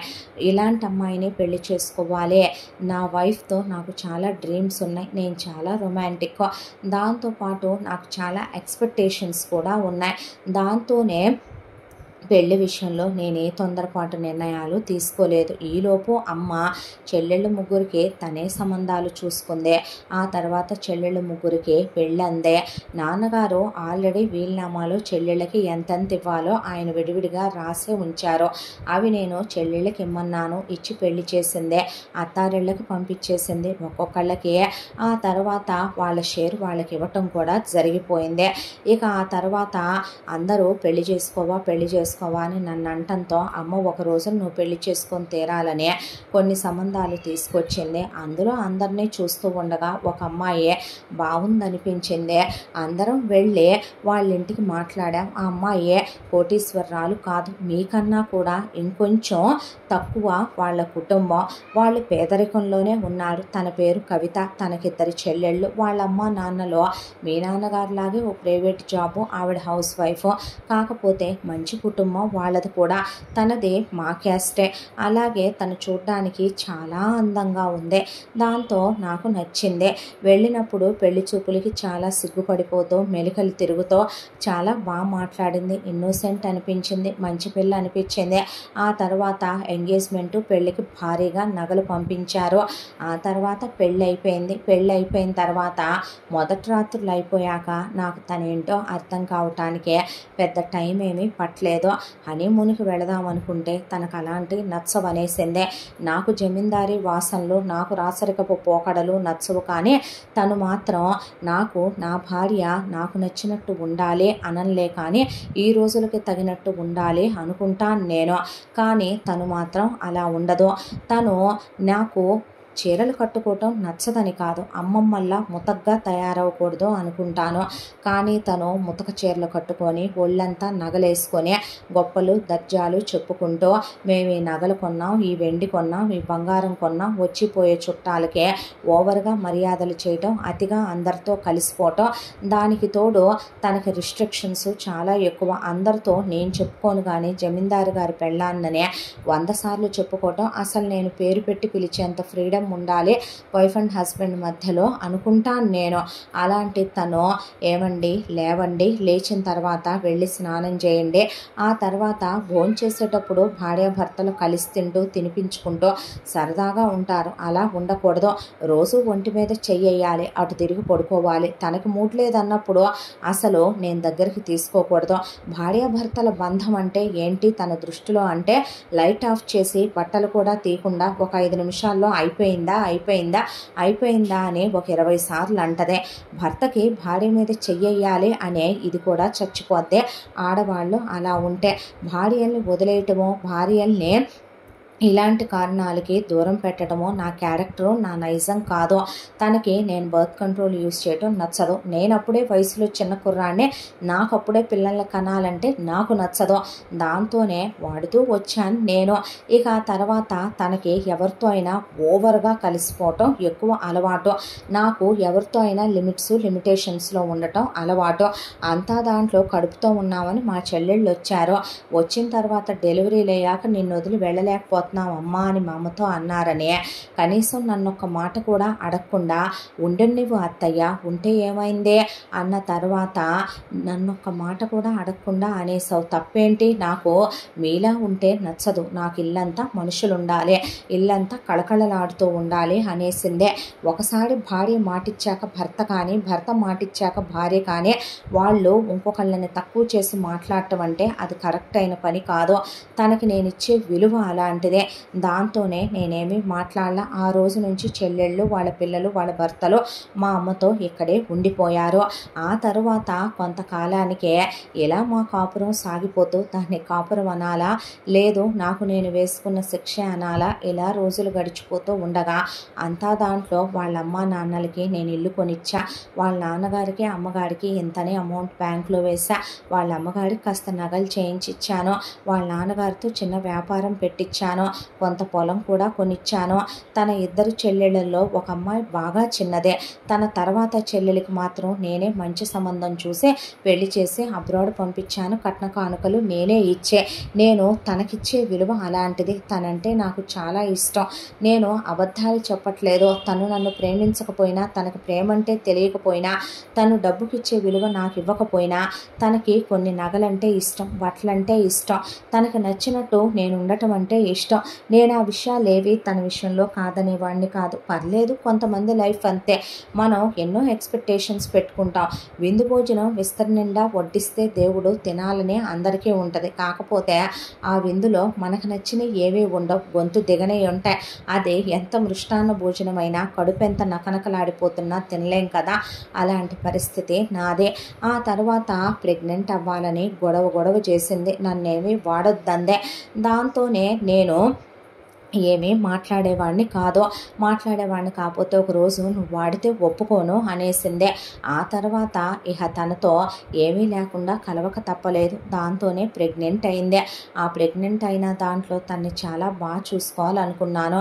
ఎప్పుడైతే ప్రెగ్నెంట్ అయిందో నీ గది నా గది వేరు అందే. నా గదిలో కూడా రావటం మానేసిందే. నేనుండేదే 2వ అంతస్తులో అయితే తను శాంతం 4వ అంతస్తులోకి మారిపోయి తనకి ఏకాంతం కావాలని అక్కడ ఉండటం మొదలుపెట్టిందే. మా అమ్మ తర్వాత మా నాన్నగారు పోతూ బీరువా తాళాలు కూడా లాయర్ గారికి ఇచ్చి నాకు అప్పచెప్పమన్నారంట. దాంతో నేను ఆ తాళాలు కవిత చేతికిస్తే కవిత ఇష్టం వచ్చినట్టు ఆ తాళాలు ఇంట్లో ఉన్న వాళ్ళందరి చేతుల్లో తిరుగుతే ఎవరికి నచ్చినంత అమౌంట్లు, ఎవరికి నచ్చినంత నగలు, బంగారాలు తీసేసుకోవటం అక్కడ కామనే. నేనెప్పుడు కవిత ఇష్టాలకు ఏది మాట్లాడను. చేతిలో క్యాష్ తిరుగుద్ది. తనకు నచ్చిన నగలు తను కొనుక్కుంటుంది. ఇంట్లో వాళ్ళందరినీ తనకు నచ్చినట్టు కొనుక్కోమని ఇప్పించుద్దే. నేను దేనికైనా ఒక లిమిట్ ఉండాలి అంటాను. ఆ లిమిట్స్ తనకి నచ్చవు. ఆ తర్వాత నెలలు నిండిన తర్వాత పుట్టింటికి వెళుతున్నాను అందే. నేను వచ్చి పిక్ చేసుకుంటాను అన్నాను. అక్కర్లేదు, డ్రైవర్ ఉన్నాడుగా అందే. సరే డ్రైవర్ని అప్పు చెప్పి నేను ఫ్యాక్టరీకి వెళ్ళిపోయాను. ఆ తర్వాత సడన్గా మా ఇంటి దగ్గర నుంచి ఫోన్ వచ్చింది. ఏంటా అంటే కాలు జారి పైన నుంచి పడిపోయింది, రక్తపు మడుగులో పడి కొట్టుకుంటుంది అని. నా గుండెలు అవిసిపోయినాయి. పరిగెత్తుకుంటూ వచ్చేసరికి మనిషి ప్రాణం ఎక్కడో కొట్టుకుంటుంది. వెంటనే లేపి హాస్పిటల్కి తీసుకెళ్తే అప్పటికే బ్లడ్ లాస్ అయిందని, బేబీ పోయిందని, 7th మంత్ కదా, తనకి చాలా ప్రాబ్లంగా ఉందని బ్రతకపోవచ్చు అన్నాక వెళ్తే నా చేతిలో చెయ్యేసి నా వైపు అలా చూస్తూ కళ్ళల్లోంచి నీళ్లు గారిపోతూ అందే. ఆ మాట కూడా పూర్తి కాకుండా చనిపోయిందే. ఎంతైనా తను నా భార్య, నేను తనని ఇష్టపడి పెళ్లి చేసుకున్నాను. కడుపులో బిడ్డతో పోయింది. దాంతో అంత్యక్రియలు జరిపించాను, శాంతి పూజలు, హోమాలు, యజ్ఞాలు చేయించాను. ఆ తర్వాత తను పోయిన దిగుల్లో నుంచి నిజంగానే బయటికి రాలేకపోయాను. తను పోయిన తర్వాత ఒక 2 ఏళ్ల పాటు బయట ప్రపంచంలో కలవలేకపోయాను. ఆ తర్వాత మెల్లమెల్లగా మళ్ళీ బాధ్యతలు చూసుకోవటం మొదలుపెట్టాను. దాంట్లో దేని గురించి నేను బాధపడలేదు. కానీ తను నా జీవితంలోకి వచ్చింది, నేను ఉండమన్నట్టు ఒకరోజు ఉండలేకపోయింది. చివరికి చనిపోయే రోజు ఒక్కరోజు నా మాట వినున్నా నేను వచ్చి నిన్ను పిక్ చేసుకుంటాననే సరిపోయి ఉండేదేమో, జాగ్రత్తగా ఇంటికి తెచ్చుకునేవాడినేమో. ఇంటికి వచ్చిన తర్వాత అసలు ఎందుకు అలా మెట్ల మేంచి కాలు జారిందో, ఎందుకు పడిపోయిందో నాకు ఇప్పటికే అర్థం కాదు. తను చనిపోయిన ప్రతి సంవత్సరం తన అబ్దికాలు, శాంతి పూజలు, తన పేరు మీద దాన ధర్మాలు, అన్నదానాలు, ఎన్నో మంచి పనులు మన ఫౌండేషన్ ఉంది. నాన్నగారితో పాటు తనకే అన్నీ జరిపిస్తూనే వస్తున్నాను. ఏం జరిగినా తను రాదన్నది మాత్రం నిజం కదా అన్న తర్వాత ఇక అమ్మ నీ ఫోటో తీసుకొచ్చి చూపించింది. మీ ఫ్యామిలీ గురించే, నాకేమి నీకు సిస్టర్స్ ఉన్నారు, పెళ్ళయింది, సిబ్లింగ్స్ కన్నారే కానీ ఎవరెవరో ఏంటో డీటెయిల్స్ కూడా చెప్పలేదు. మీ నాన్నగారు చాలా మంచివారని, మీ అమ్మగారు చాలా విలువైన వ్యక్తి అని ఇక్కడికి వచ్చాక తెలిసిందే. మీ అక్కలకి పెళ్ళిళ్ళు చేయటం ఆయన గొప్పతనం. ఇక నీ విషయం దగ్గరకు వచ్చేసరికి నువ్వు తన్న తలుచుకుంటూ నిన్నేదో దూరం పెట్టేస్తానో, నీకేదో అన్యాయం చేస్తానో అనుకోనక్కర్లేదు. నువ్వన్నా నా మనసుకు నచ్చిన భార్యగా ఉంటావా? నా ఫీలింగ్స్, నా ఎక్స్పెక్టేషన్స్ నువ్వైనా అర్థం చేసుకుంటావా? నువ్వు చదువుకున్నావు కదా, తనంటే 10th ఫెయిల్ అయిందే. నువ్వు అలా కాదు కదా, నువ్వు నన్ను అర్థం చేసుకోగలవు కదా అరవింద.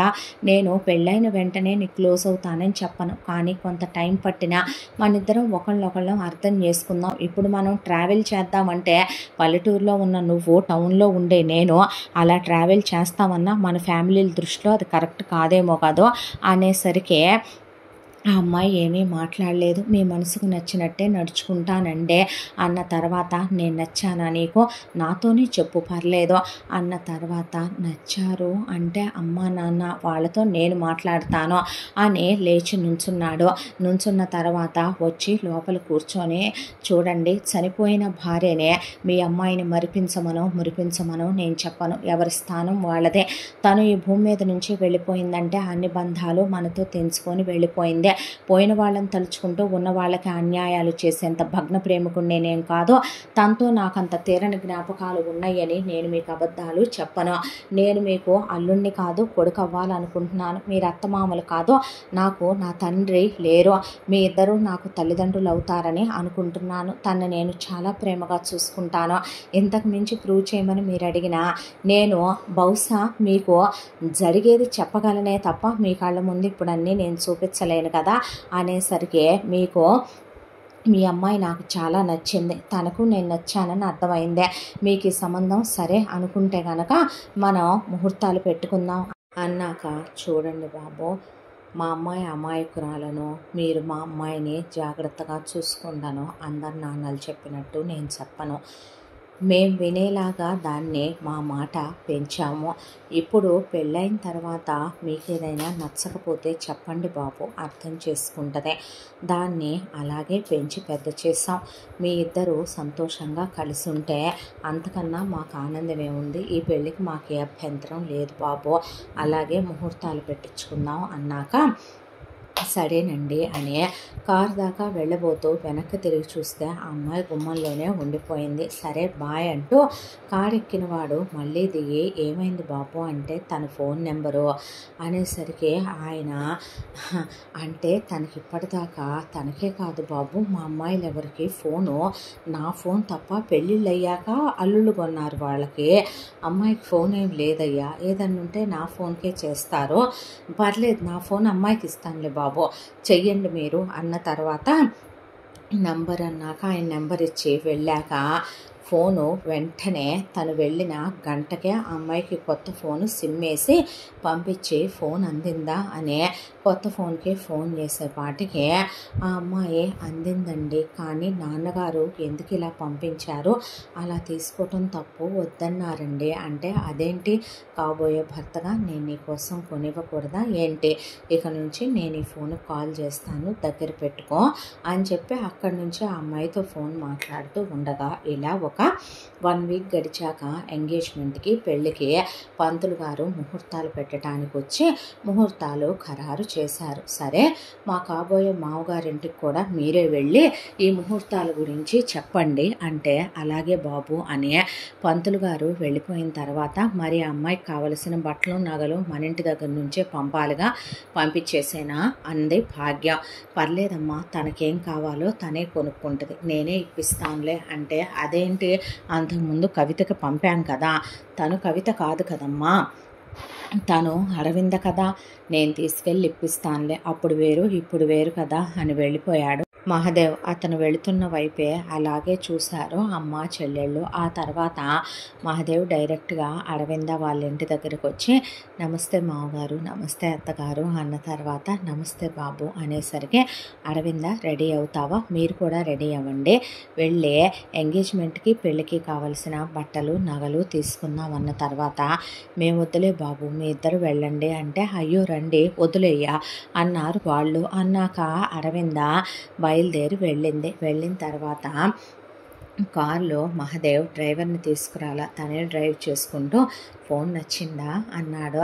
నచ్చిందండి అన్న తర్వాత అండి ఏంటి, మహదేవ్ అని పిలు లేదా దేవ్ అని పిలు అంటే పేరు పెట్టా మిమ్మల్ని అనేసరికి అదేంటి, నేనేమైనా అంతరిక్షంలో నుంచి ఊడిపడ్డ ఏలియన్ అనుకున్నావా, అలా పెట్టా ఒక్కసారి మొహం అనేసరికి నేను నిన్ను పెళ్లి చూపుల్లోనే విందా అని పిలవలా అన్న తర్వాత మీరు పిలవచ్చు అంటే నేను సరే అలాగైతే ఒక పని చేయి, నా ముద్దు పేరుతో పిలువైతే అనేసరికి నా కాలేజ్ మేట్స్ నా ఫ్రెండ్స్ అందరూ నన్ను మహి అని పిలుస్తారు, మహి అని పిలువ అంటే ఆ అమ్మాయి గుండె జల్లు మందే అంటే అది కాదండి అలవాటు చేసుకుంటానంటే సరే ఒక పని చేయి, ముందు అండి అంటం మానేసి నువ్వు అను, అందరి ముందు నీకు అండి అని పిలవాలని ఉందనుకో పిలుచుకో, మనమిద్దరం ఉన్నప్పుడు మాత్రం మహి అని పిలువే అన్న తర్వాత అలాగే మరి ఇప్పుడు మనమిద్దరమే ఉన్నాగా అంటే అలాగే మహి అన్నాక పిలిస్తే అలవాటు అయిపోద్ది పిలువు అన్నాడు.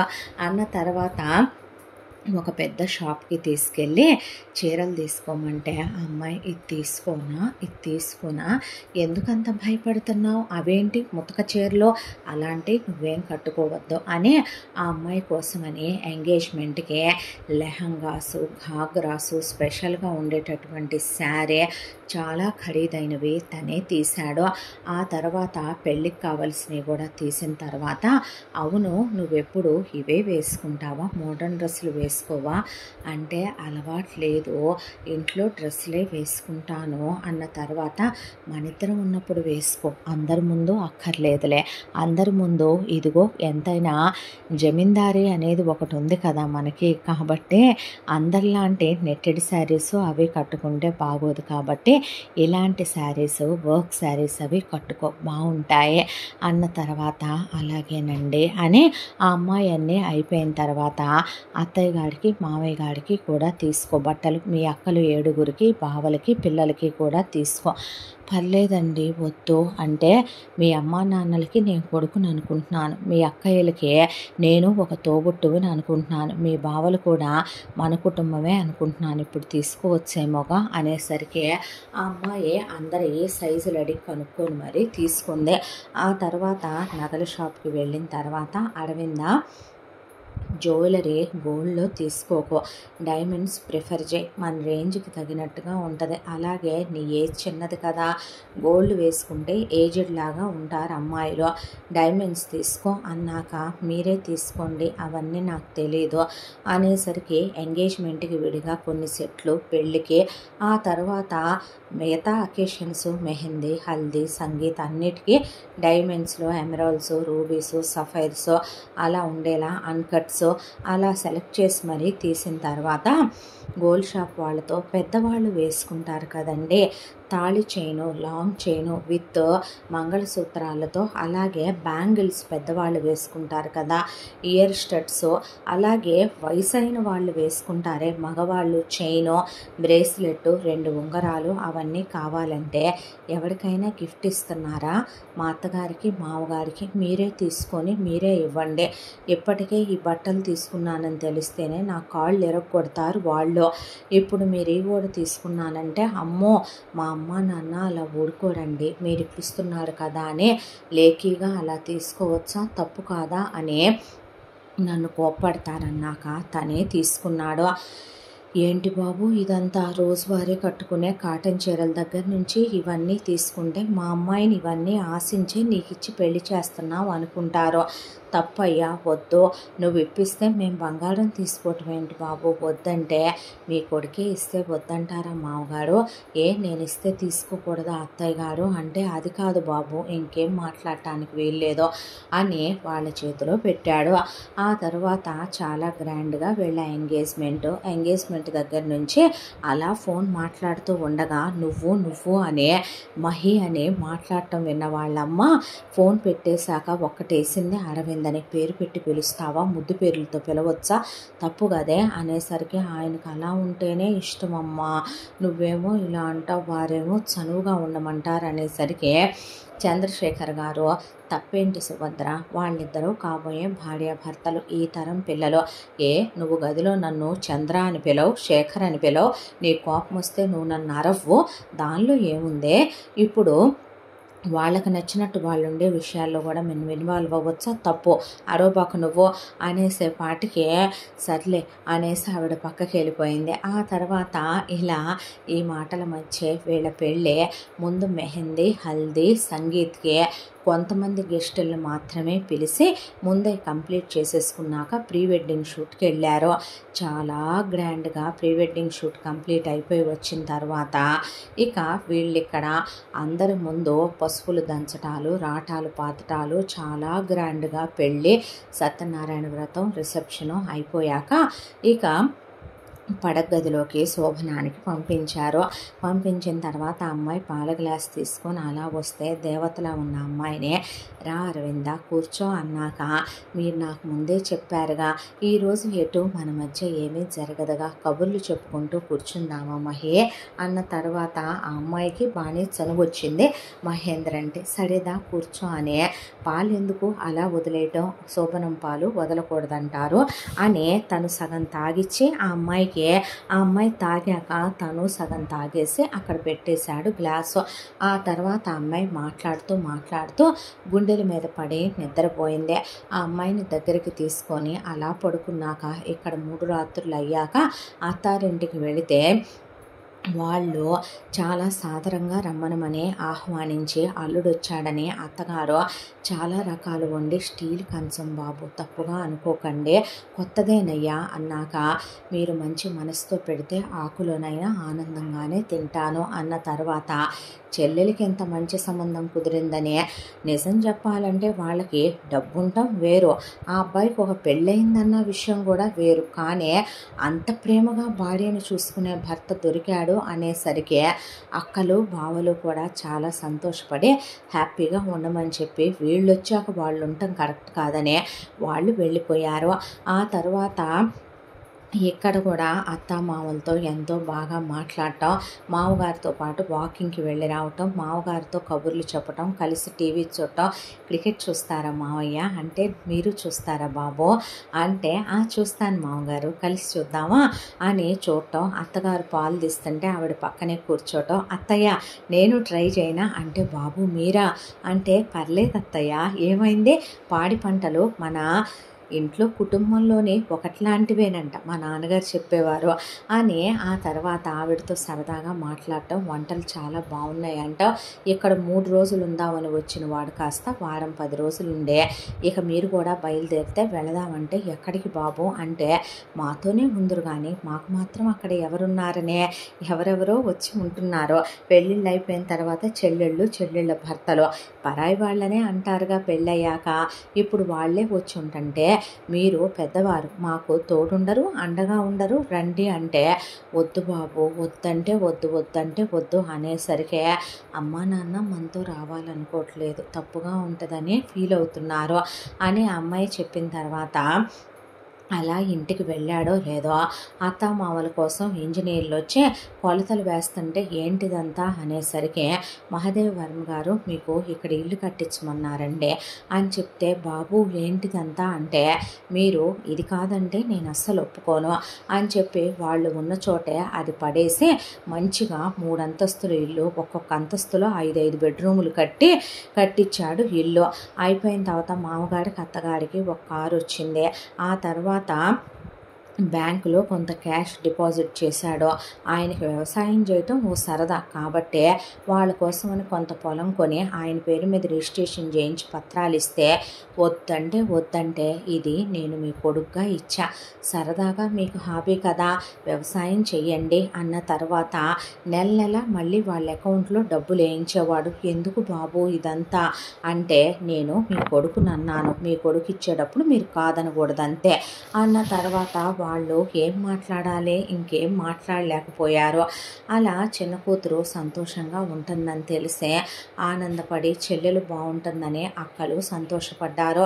ఆ తర్వాత ఇక అరవింద పనే ఇంట్లో ఏం చేస్తోందా అని అందరూ గమనిస్తే పొద్దున్నే లేస్తుంది. లేవగానే ఇంత మంచి జీవితాన్ని, అంత మంచి భర్తని మాట వరుస కన్నా రెండో భార్య అన్నట్టు ఏ రోజు చూడడు భర్త. దాంతో వెళ్ళి దేవుడి కాళ్ళ మీద పడిపోయి ప్రశాంతంగా పూజ చేసుకుంటుంది తులసమ్మ దగ్గర, దేవుడి దగ్గర. ఆ తరువాత తన భర్తకి ఏమిష్టమో వంట వాళ్ళని అవి వండమని ఆజ్ఞాపిస్తుంది. బీరువా తాళాలు వచ్చిన రోజే చేతిలో పెట్టేశాడు మహాదేవ్. ఆ బీరువా తాళాల్లో భర్తకి చెప్పకుండా ఆ అమ్మాయి ఏది చేయదు, ఏది తీసుకోదు. అత్త ఆడపడుచులో మాట్లాడాలని అతి చనువుగా వాళ్ళుంటమే తప్ప అని చిరునవ్వు నవ్వేసి అక్కడి నుంచి వెళ్ళిపోద్ది తప్ప ఎవరితోనూ అదిగా బిహేవ్ చేయదు. ఆ తర్వాత అందరినీ హారతి తీసుకోమని ఆ టేబుల్ మీద పెట్టేసి తను మాత్రం అక్కడి నుంచి ఇక ఒక కప్పులో కాఫీ తీసుకొని భర్త గదిలోకి వెళ్ళి కూర్చుంటే, నువ్వు వచ్చాననే విషయం చెప్పకపోతే నాకు ఎలా తెలుస్తుందిరా అంటే, నిద్రపోతున్నావు, లేపాలనిపించలేదు, ముద్దుగా ఉంటేనో అనేసరికి నవ్వుతూ లేచి ఆ తర్వాత కాఫీ అదేంటి టేస్ట్ చేసి తేలేదా, ఏమైంది, బాలేదా, చూడు తాగి అనేసరికి అంతా కరెక్ట్గానే ఉంది కదా, ఇప్పుడు పర్ఫెక్ట్గా ఉంది, నీ లిప్ మార్క్ అంటకపోతే మన పెళ్లి చూపుల నుంచి ఆ కాఫీ నాకు నచ్చదులే అంటే చీ అనేసరికి కలిసి తాగుదామనే బాల్కనీలో నుంచోనే ఆ అమ్మాయి వైపు అలా చూస్తూ మాటలు చెప్తూ, కలిసి తాగితే రేపటి నుంచి 2 కప్పులు తెస్తాలే, సరిపోలేదేమోనని ప్రేమకి 2 కప్పులు ఎందుకే పిచ్చిదానా అన్న తర్వాత వాష్రూమ్లో కావాలనే టవల్ మర్చిపోయి స్నానానికి వెళ్ళి టవల్ ఇవ్వరవిందా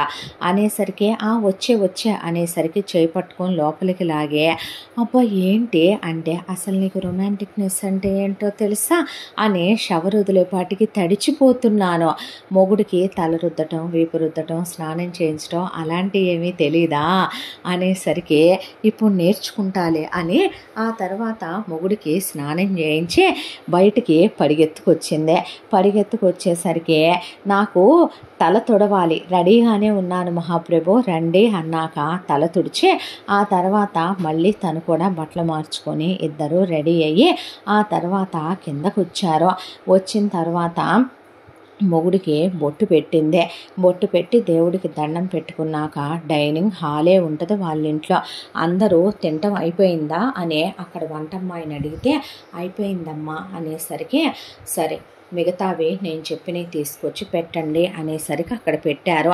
పెట్టిన తర్వాత ఆ అమ్మాయికి తినిపిస్తూ, నాకు నువ్వు తినిపించాలోయ్ అనేసరికి పెడుతున్నా స్వామి అని ఆ అమ్మాయి పెడుతూ వీళ్ళదంతా చూస్తూ ఉండగా ఆ తర్వాత పద రెడీ అవుదాం అన్న తర్వాత ఇద్దరు మళ్ళీ ఆ అమ్మాయి వేరే ఖరీదైన బట్టలు కట్టుకొని ఆ తర్వాత ఆ అమ్మాయి రెడీ అయ్యి తను రెడీ అయ్యి ఆ తర్వాత కిందకు వచ్చారు ఆఫీస్ అటైర్లో.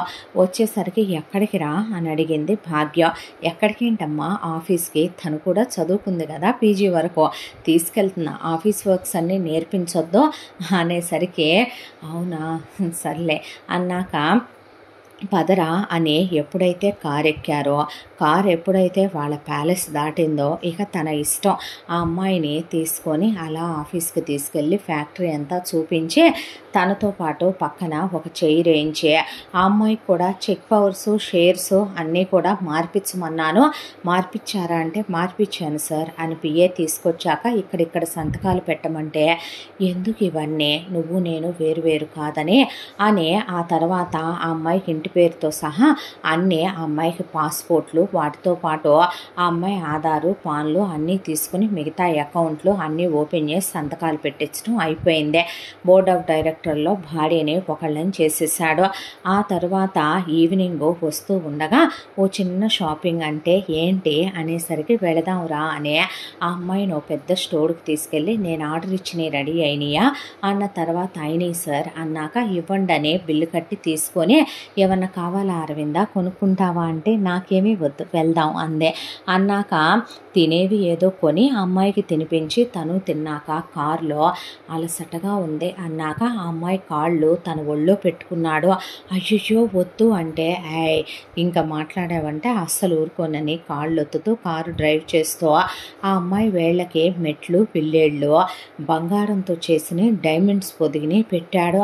ఆ అమ్మాయి అలా చూస్తూ ఉంటే ఇవే నీకు సర్ప్రైజ్గా గిఫ్ట్ ఇవ్వాలనుకున్నాను. కాళ్ళు వెండి మెట్టెలు పెడితే బోసిపోతున్నాయి, వెండి పట్టీలు ఎటు తీయించలేను, ఎందుకంటే నువ్వు నెమలిలా ఆ గజ్జెలు వేసుకుని అటు ఇటు గజ్జెల గుర్రంలా పరిగెత్తుతుంటే ముద్దుగా ఉంటుందనేసరికి ఆ అమ్మాయి కళ్ళల్లో నీళ్లు తిరిగినాయి.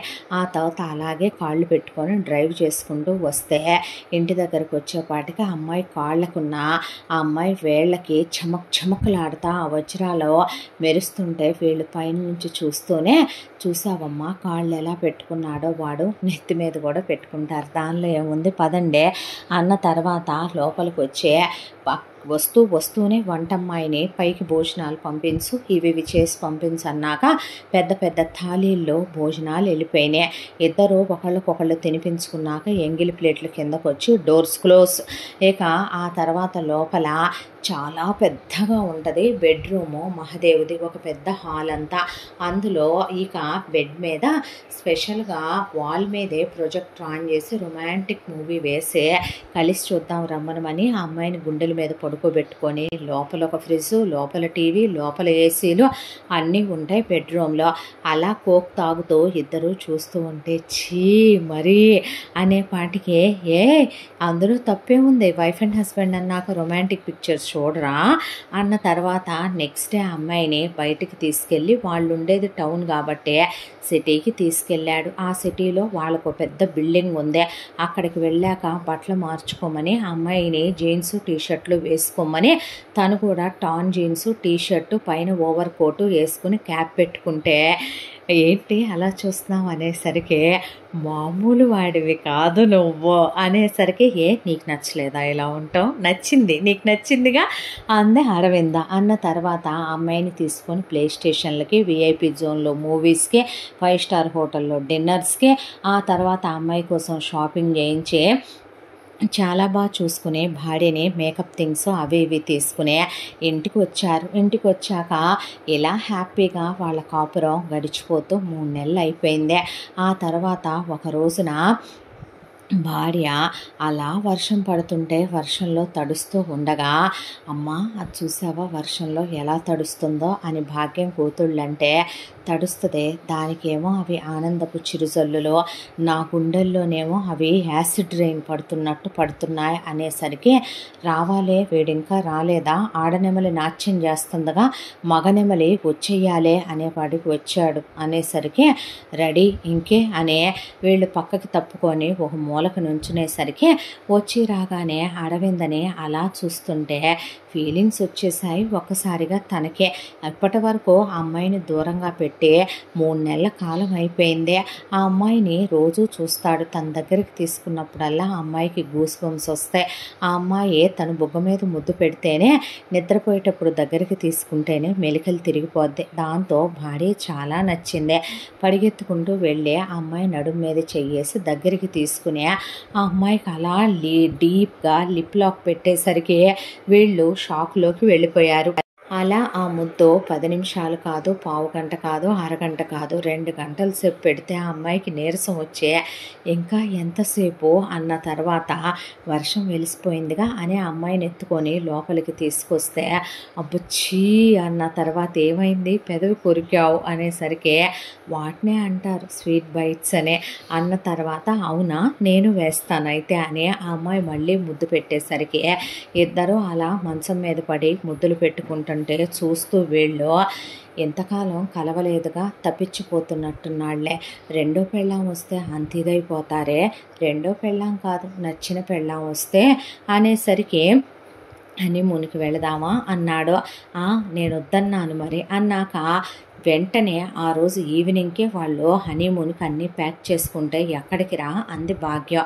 అంటే కొంచెం పనుంది, కొన్నాళ్ళు వెళ్ళాలి, ఒక చోటికి వెళ్తున్నాను అన్న తర్వాత ఎప్పుడు వస్తావు తెలీదు పనిని బట్టి అని వైఫ్ని తీసుకుని వెళ్ళిపోయాడు. వెళ్ళిపోయిన తర్వాత అక్కడికి వెళ్ళాక ఆ అమ్మాయిని విదేశాలకి తీసుకెళ్ళాడు.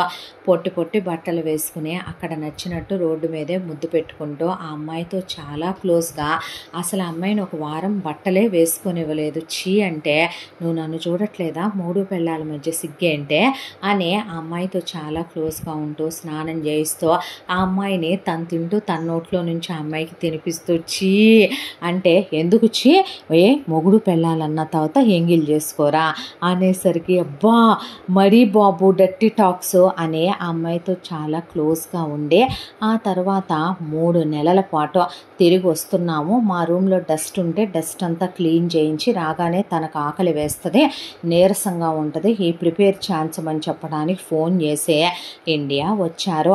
వచ్చిన దాంట్లో వస్తూ వస్తూ ఆ అమ్మాయి 10 బ్యాగులు తీసుకొని రావటం చూశారు. అక్కడ షాపింగ్ చేసి ఆ అమ్మాయి కొనుక్కుందని అర్థమైంది.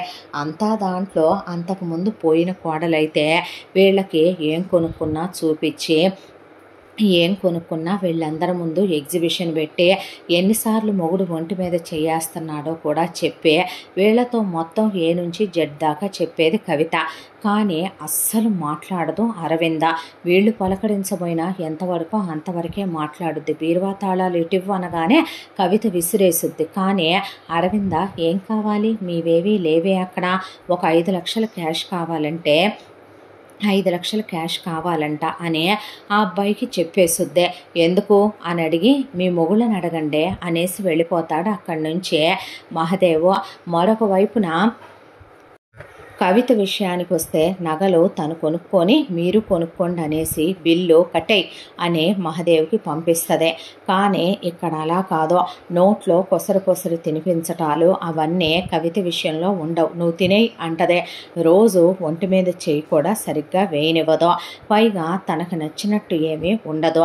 ఆ అమ్మాయి వీళ్ళతోనే ఎక్కువ క్లోజ్గా ఉంటుంది. అలాంటిదే అస్సలు అరవింద చాలా గర్వంగా చాలా పొగరుబోతులాగా ఉండి ఆర్డర్లు వేస్తుందమ్మా వంటదానికి, ఆ వండు ఈ వండు మా ఆయనకి ఇష్టమనే అన్న తర్వాత చెప్పనివ్వండి దేవుడా వీడికి కలిసి వచ్చినట్టున్నారిద్దరు, త్వరగా కొడుకు పుట్టాలి, మనస్ఫూర్తిగా కోరుకుంటున్నాను మనవడిని ఎత్తుకోవాలని అనేసరికి నీదొక వెదవగోల అంటే కూతుళ్ళు అయ్యో అన్నీ తెలిసి మీరు అలా మాట్లాడకూడదే అనేసరికి చారోబాకు అనేసి వెళ్ళిపోయారు వాళ్ళు. అంతా దాంట్లో అరవింద వాళ్ళ అమ్మా నాన్నలకి అక్కలకి బావలకి మహదేవ్ కొంటే ఇంట్లో వాళ్ళకి వాచ్లని లిప్స్టిక్లని ఆ అమ్మాయి తీసుకుందే.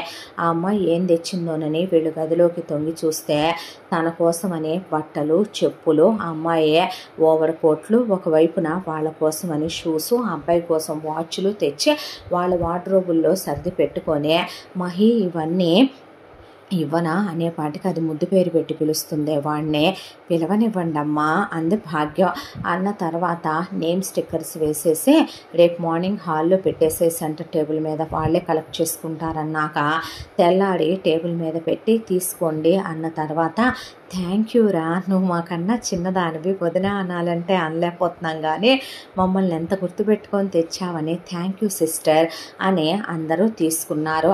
తీసుకున్న తర్వాత సరేనని ఆ అమ్మాయిని ఆఫీస్కి తీసుకురావటం, ఆఫీస్ నుంచి రాగానే డోర్స్ క్లోజ్ అయిపోవటం, ఇద్దరు వర్షాల్లో తడవటం, ట్రిప్పులకి వెళ్ళి రావటం, రొమాంటిక్గా ఉండటం చూడబోతే అప్పుడే పిల్లలు వద్దంటే నాకు వద్దు, మన ఇద్దరం ఇలాగే హ్యాపీగా ఉండాలని ఆ అమ్మాయి అన్నమాట చెవిన పడింది భాగ్యానికి. అప్పటికే.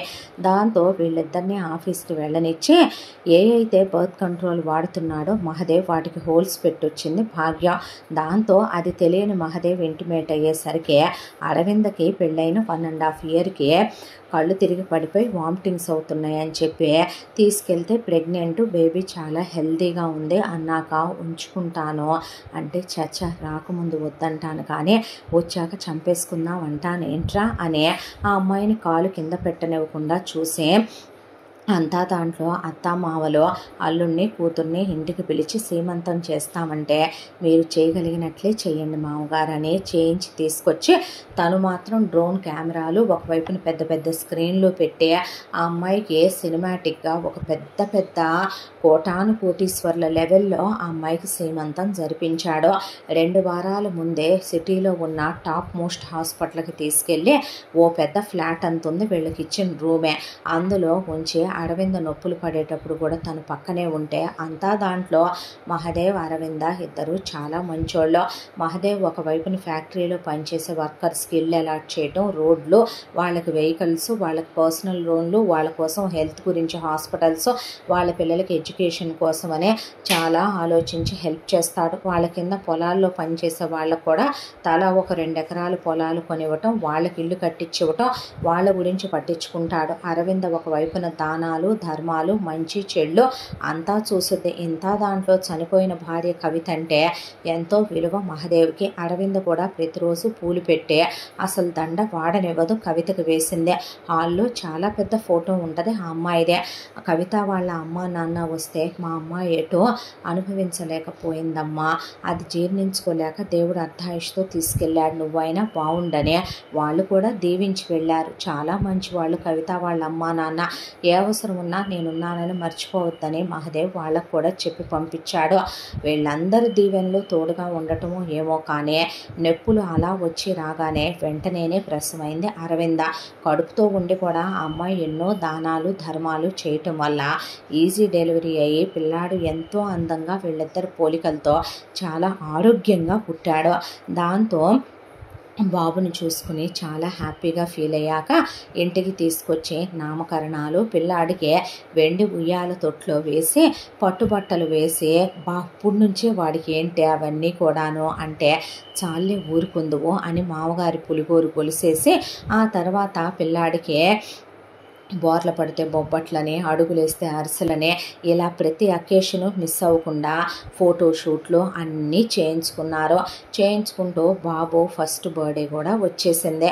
వచ్చిన తర్వాత చాలా గ్రాండ్గా నేను వాడికి వేయాల్సిందే పట్టుబట్టలని అరవింద్ అంటే ఒక్కటేసానంటేనా మా నాన్న ఒకడు ముసలోడు చాదస్తాలో నువ్వు బయలుదేరావు వాడిని ఎంజాయ్ చేయనివ్వవే అంటే సరే ఫస్ట్ మార్నింగ్ పూట పూజ గుడి అది వెళ్తాం కదా ఈ వేద్దాము అన్నాక సాయంత్రం నా కొడుకు జోలికి రావద్దు.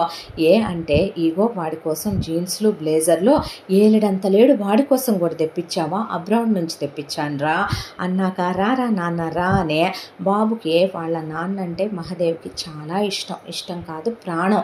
దాంతో ఆయన పేరు రఘునాథ్ వర్మ కాబట్టి బాబు కూడా రఘునాథ్ వర్మ అనే పేరు పెట్టుకొని రఘు అని పిలుచుకుంటాడు బాబునే.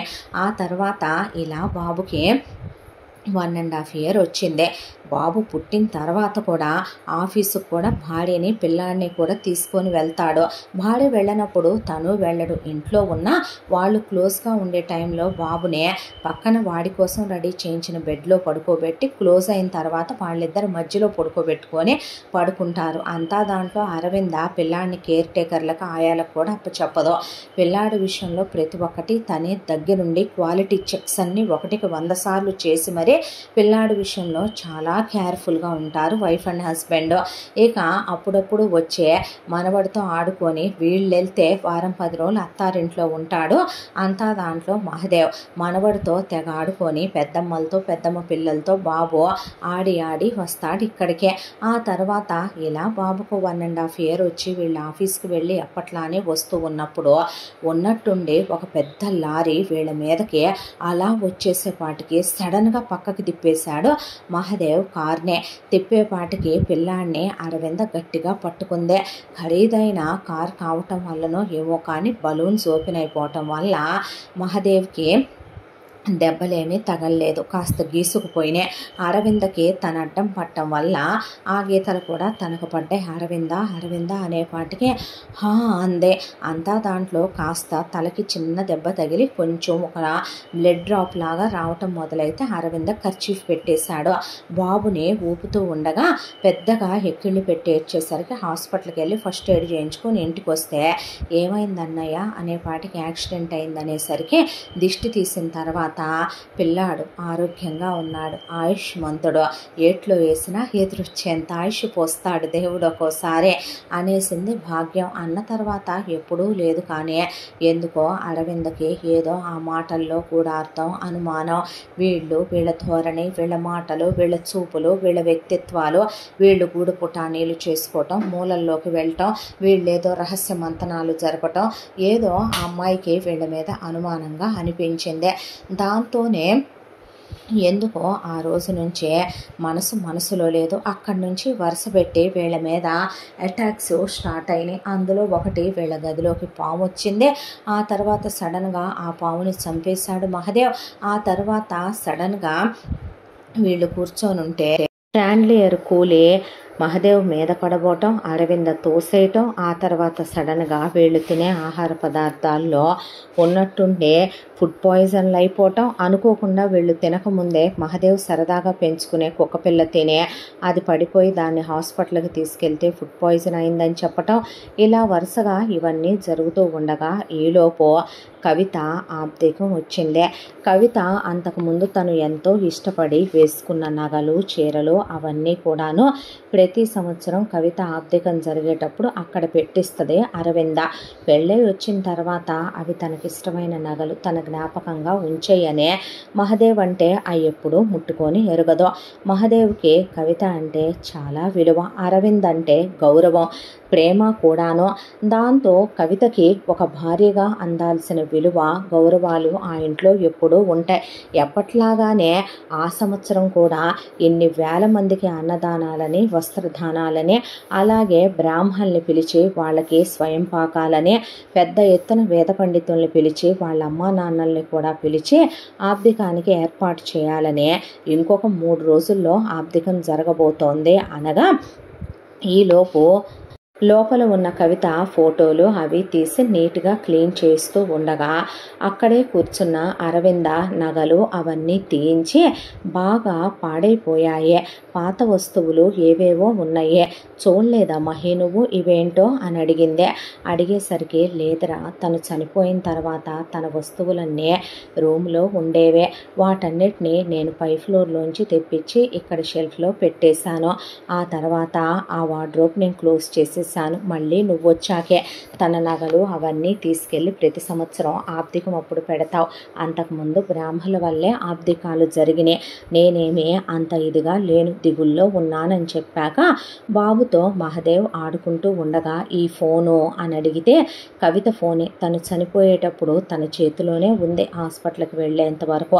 ఆ తర్వాత హాస్పిటల్లో తను ప్రాణాలు వదిలేసిన తర్వాత చాలాసేపటికే బాడీనే నాకు ఇచ్చేటప్పుడు ఆ ఫోన్ను కూడా నా చేతికి ఇచ్చారు. పగిలి ఉందే, పైనుంచి పడిందిగా, అప్పుడు పగిలిపోయినట్టుంది అన్న తర్వాత సరేనని మహదేవ్ బాబుతో ఆడుకుంటూ బాబుని గుండెల మీద వేసుకుని పడుకుండిపోయాడు. అరవింద ముందు లేచి వెళ్ళి బెడ్రూమ్ డోర్స్, కిటికీలు మొత్తం క్లోజ్ చేసేసి బెడ్రూమ్లో లైట్ ఆఫ్ చేసేసింది. ఆ తర్వాత ఫోన్కి ఛార్జ్ పెట్టిందే. పెట్టి ఛార్జ్ ఎక్కేంత వరకు అలా కూర్చున్న తర్వాత ఫోన్లో ఇన్స్టాగ్రామ్లు, ఫేస్బుక్లు అరవింద వాడదు కానీ కవిత అన్నీ వాడుద్దే. అవన్నీ ఓపెన్ చేసి చూస్తే ఈరోజు మేము వెళ్ళి డైనింగ్ సెట్ కొన్నామని, పూజ సామాను కొన్నామని, ఈరోజు నేను ఈ నగలు కొనుక్కున్నానని అవన్నీ పోస్టులు పెట్టి ఉన్నాయి. ఆ తర్వాత ఆ అమ్మాయి వీడియోలు ఒక్కొక్కటి ఛార్జ్ అయ్యే కొద్దీ వీడియోలో ఏదో అక్కడ కనిపిస్తున్నాయి. దాంతో ఓపెన్ చేసింది. ఓపెన్ చేస్తే నేను ఈ వీడియో నువ్వు చూసేసరికి బ్రతికుండనో వీళ్ళు నన్ను చచ్చిపోయేలాగా కొడుతున్నారు, దెబ్బలు తట్టుకోలేకపోతున్నాను, కడుపులో బిడ్డ ఉందో లేదో అనేసరికి ఒక క్షణం అమ్మాయికి ఏమీ అర్థం కాక చాలా క్లియర్గా ముందు ఆ ఫోన్ తీసుకొని ఆ ఫోన్ని ల్యాప్టాప్కి కనెక్ట్ చేసేసి బిగ్ స్క్రీన్ మీద ముందు చూడటం మొదలుపెట్టింది అరవింద. చూడటం మొదలుపెట్టి స్టార్టింగ్ నుంచి నొక్కింది వీడియోనే. నొక్కితే మహదేవ్, నువ్వు మహి మహి అని పిలవమని, మహదేవ్ అని పిలవమని మన పెళ్ళైన ఇంతకాలం నుంచే ఎంతో చెప్పావు. నాకెంతో విలువిచ్చావు, గౌరవం ఇచ్చావు, ప్రేమించావు. ఏ ఆడదానికైనా ప్రేమించే భర్త దొరకటం ఒక వరం. ఏ రోజు నేను నీతో సంతోషంగా ఉన్నది లేదు, నిన్ను ప్రశాంతంగా ఉంచింది లేదు. చావబోతున్నాను, చచ్చే క్షణాల్లో నీ ప్రేమను అర్థం చేసుకోలేకపోతున్నాననే, నువ్వు నాకు ఇచ్చిన విలువ గౌరవాల్ని నిలబెట్టుకోలేకపోతున్నాననే నరకం అనుభవిస్తూ పోతున్నాను. నేను చెప్పే ఈ ఆఖరి మాటలు నీ దాకా చేరాలి. నువ్వు వచ్చేసరికి నేను ఉంటానో ఉండనో అర్థం కావటం లేదు. అసలు ఏం జరిగిందంటే, నువ్వు నన్ను మా పుట్టింటికి వెళ్ళాలి అని నేను అడిగితే తీసుకెళ్ళి అక్కడ దింపావు. నువ్వే వచ్చి పిక్ చేసుకుంటానంటే వద్దు, డ్రైవర్ ఉన్నాడు వెళ్ళిపోమ్మనే అహంకారంతో నిన్ను పంపించేశాను. తర్వాత అమ్మా నాన్నలు ఏదో గుడికి వెళుతున్నారు అని, అట్నుంచి చుట్టాలు పెళ్ళికి వెళ్తున్నారని నేను ఎర్లీగానే ఇంటికి వచ్చేసాను. వచ్చేపాటికి ఇల్లంతా చీకటిగా ఉంది. నేను నా ఫ్లోర్కి వెళుతూ ఉండగా కింద ఫ్లోర్లో వీళ్ళ మాటలు వినపడుతున్నాయి. అందరూ ఒకే గదిలో గూడుపుఠాన్ని చేసుకుంటున్నారు. భాగ్యం ముగ్గురు కూతుళ్ళు, అల్లుళ్ళు అందరూ అక్కడే ఉన్నారు. ఏంటా అని వెళ్ళి కిటికీ దగ్గర నుంచున్నాను. నుంచునేసరికి వాళ్ళు చెప్పిన మాటలు విని నేను నిర్ఘాంతపోయాను. నిజానికి నువ్వు భాగ్యం కొడుకువి కాదు. మీ అమ్మగారి పేరు రాజ్యలక్ష్మి. భాగ్యానికి స్వయాన సొంత అక్క మీ అమ్మగారు. రఘునాథ వర్మ గారు మీ నాన్నగారు, మీ అమ్మ అందంగా ఉంటారని మీ అమ్మగారు మీ ఇదే కులమని, ఆవిడ చాలా మంచిదని పేదరికంలో పుట్టిన మీ అమ్మను ఆయన ఇష్టపడి పెళ్లి చేసుకుంటే, ఆ తర్వాత మెల్లగా మీ పిన్ని ఈ ఇంట్లో చొరబడే మీ అమ్మ అనుభవించే సిరి, మీ నాన్న చూసుకునే ప్రేమాభిమానాలు, మీ నానమ్మ తాతయ్య అభిమానంగా ఉండటం చూసి తట్టుకోలేక అక్క నీ దగ్గర ఉంటాను కొన్నాళ్ళని ఉండి ముందు మీ నానమ్మ తాతయ్యల్ని అడ్డు తప్పించేసే, ఆ తర్వాత నువ్వు పుట్టిన తర్వాత పసికందుగా ఉన్నప్పుడు నువ్వు మీ అమ్మని పైలోకానికి పంపించేసిందంట. ఆ తర్వాత అందరూ మీ నాన్న తన్నే చేసుకుంటే నువ్వు అనాథవి కావు, నిన్ను ప్రేమగా చూసుకుంటదే అనేసరికి ఆయన మెడకి మీ అమ్మని గుదిబండం చేశారు. మీ అమ్మమ్మ తాతయ్య పెళ్లి చేసే, బాబుకి నేను తల్లిని కానని చెప్పొద్దు, నేను బాబుని సొంత కొడుకులా చూసుకుంటానందంట భాగ్యం. అసలు మీ అమ్మ ఫోటోలే నీ కంట పన్నివద్దందంట. మీ నాన్నగారి లాకర్లో లోపల మీ అమ్మగారి ఫోటోలు ఉంటాయంట. అవి ఆయన పర్సనల్గా చూసుకునేవారంట. ఆ తర్వాత మీ పిన్ని వరుసగా ముగ్గురు కూతుళ్ళని కంది. మీ పిన్ని వ్యక్తిత్వంలో మార్పు రావటం, మీ పిన్ని బుద్ధిలో ఏదో తేడా కనిపించడం మొదలైన మీ నాన్నగారు మీ పిన్నిని దూరం పెట్టడం, నిన్ను దగ్గర చేసుకోవటం, నువ్వు వారసుడు అని నిన్ను ఒళ్ళో కూర్చోబెట్టుకొని నీకు జ్ఞానం తెలివితేటలు బాగా నేర్పించే నిన్ను షార్ప్ చేయటం ఆయన మొదలు పెట్టేసరికి మీ పిన్ని ఇదంతా భరించలేకపోయింది. దాంతో నిన్ను సవితి కొడుకుగా చులకనగా చూడటం, నీకు అన్యాయం చెయ్యాలనుకోవటం, తన కూతుళ్ళకే మొత్తం కావాలనే అత్యాశ మీ పిన్నిలో కనపడటం మీ నాన్నగారికి మొదలయ్యే ఆయన మీ పిన్ని మీద చేయి చేసుకునేసరికి ఆయన మీద కచ్చపట్టే ఒకేసారి ఆయన పైకి పంపితే అనుమానం వచ్చుద్దనే ఆయనకి రోజు భోజనంలో స్లో పాయిజన్ కలుపుతూ వెళ్ళేదంట. అందుకే నువ్వు నాతో చాలాసార్లు అన్నావు గుర్తుందా, మీ నాన్నగారు భోంచేశాక గుండెల్లో బాధగా ఉందనే, చాలాసేపు అల్లాడిపోయేవారని. మీ పిన్నే అలా కలపటం వల్లే ఆయన అంత బాధ అనుభవించారు. 10th అయిపోయిన తర్వాత నీది ఇంక ఇంట్లో ఉంచకూడదని చాలా ప్రొటెక్టివ్గా ఉన్న హాస్టల్లో నిన్నందుకే ఆయన జాయిన్ చేసి బయటకు కూడా వెళ్ళనివ్వలేదంట. ఆ తర్వాత నువ్వు పై చదువులు చదువుకొని అబ్రాడ్ వెళ్ళిపోదాం అనుకున్నా ఆయన భాగ్యం కూతుళ్ళకి బాగానే పెట్టారు, బాగానే ఇచ్చారు. ఇవ్వాల్సిందంతా ఇచ్చే నిన్ను ఎంతే ఇమ్మనమని మొత్తం ఆస్తి నీ పేరు మీద రాసి, ఆ ఆస్తి కూడా ఆయన నీకు పెళ్ళయ్యేంత వరకు నీకే ఆస్తి మీద హక్కు రాకుండా, నీకు ఒక పిల్లాడు పుట్టేంత వరకు కూడా క్రయ విక్రయాది హక్కులు రాకుండా, ఈ ఎంతలోపు బాబు పుట్టేంతలోపు నీకు నీ భార్యకి బాబుకి ఏమైనా ఆ ఆస్తి నీకు చెల్లదు అని రాశారంట. కాబట్టే నేను ఇంటికి వచ్చిన దగ్గర నుంచే నన్ను పేదింటి దాన్ని తీసుకొచ్చిందే. పేదింటి దాన్ని తీసుకొచ్చి నన్ను వాళ్ళ మాటలతో చేతలతో లోబరుచుకునే, నువ్వు వద్దని చెప్తున్నా నీకు దగ్గర కాలేక నీచులైన వీళ్ళకే గొర్రె కషాయవాడినే నమ్ముద్దన్నట్టు నమ్మేశాను నేను. ఆ తర్వాత వీళ్ళు కూతుళ్ళని తెచ్చి అక్కడ తిష్టేయించుకుంది భాగ్యం. అల్లుళ్ళు కూడా ఈ క్రైమ్ మెంబర్సే. ఆ తర్వాత వీళ్ళంతా కలిసే నీ ఆస్తి మీద కన్నేసే నన్ను నీకిచ్చి చేశారు, కావాలనే పిల్లల్ని కనమన్నారు, నువ్వు వద్దన్నా నిన్ను వేధించే నేను గర్భవతిని అయ్యాను. ఇదంతా నేను వీళ్ళు చెప్పుకుంటూ ఉండగా విన్న నేను నోరు మూసుకొని ఊరుకోకుండా నీకు చెప్తానని వీళ్ళ గుట్టు బయట పెడతాననే నేను అనేసరికి నన్ను ఎలా కొట్టారంటే నేను బ్రతుకుతాననే నమ్మకం నాకు లేదో. నా కడుపు మీద ఎక్కి తొక్కేశారు మీ చెల్లెలు మొగుళ్ళో. మీ పిన్ని నా గుండెల మీద ఎక్కి నిలబడింది. పైకి దెబ్బలు కనిపించట్లేదు, కానీ లోపల నాకు ఊపిరి ఆడట్లేదు. నేను గదిలోకి వచ్చి ఇదంతా రికార్డ్ చేస్తున్నాను. నేను ఈ నిజం నీకు చెప్పేలోపు ఉంటానో ఉండనో తెలియదు. ఇంకో పెళ్లి చేసుకో, పిల్లల్ని కను, సంతోషంగా ఉండు. నేను చేసిన పాపాలకి తప్పులకి నన్ను క్షమించు. నన్ను శత్రువుని అనుకోకు. సంవత్సరానికి ఒకసారైనా నీ చేతి మీదగా ఒక గుప్పెడు పూలు నా ఫోటో దగ్గరైనా చల్లితే నా ఆత్మ శాంతిస్తుందేమో అనే అమ్మాయి మాట్లాడుతూ ఉండగానే తలుపులు బద్దలు కొట్టేయటం, వీళ్ళు లోపలికి రావటం. అసలు అంతకుముందు అరవింద వచ్చేసరికి వీక్గా ఉండే తలుపులు, అద్దాల తలుపులుంటే అవన్నీ తీయించి ఇల్లంతా రెనోవేట్ చేయించింది అరవింద. ఇప్పుడు చాలా స్ట్రాంగ్ డోర్స్ ఉన్నాయి వాళ్ళ బెడ్రూమ్కి కూడా. అంతకుముందు అంత వీక్గా ఉన్నాయి. ఆ డోర్ పగలగొట్టుకొని వీళ్ళు లోపలికి రావటం, మీకు దండం పెడతానంటే కవితని బయటకు లాక్కు రావటం, కవితని మెట్ల మీద నుంచి వీళ్ళు తోసేయటం, దొర్లుకుంటూ కవిత కిందకు వచ్చి పట్టం, పడిన దాన్ని తల పట్టుకొని నేలకేసి కొట్టడం భాగ్యం.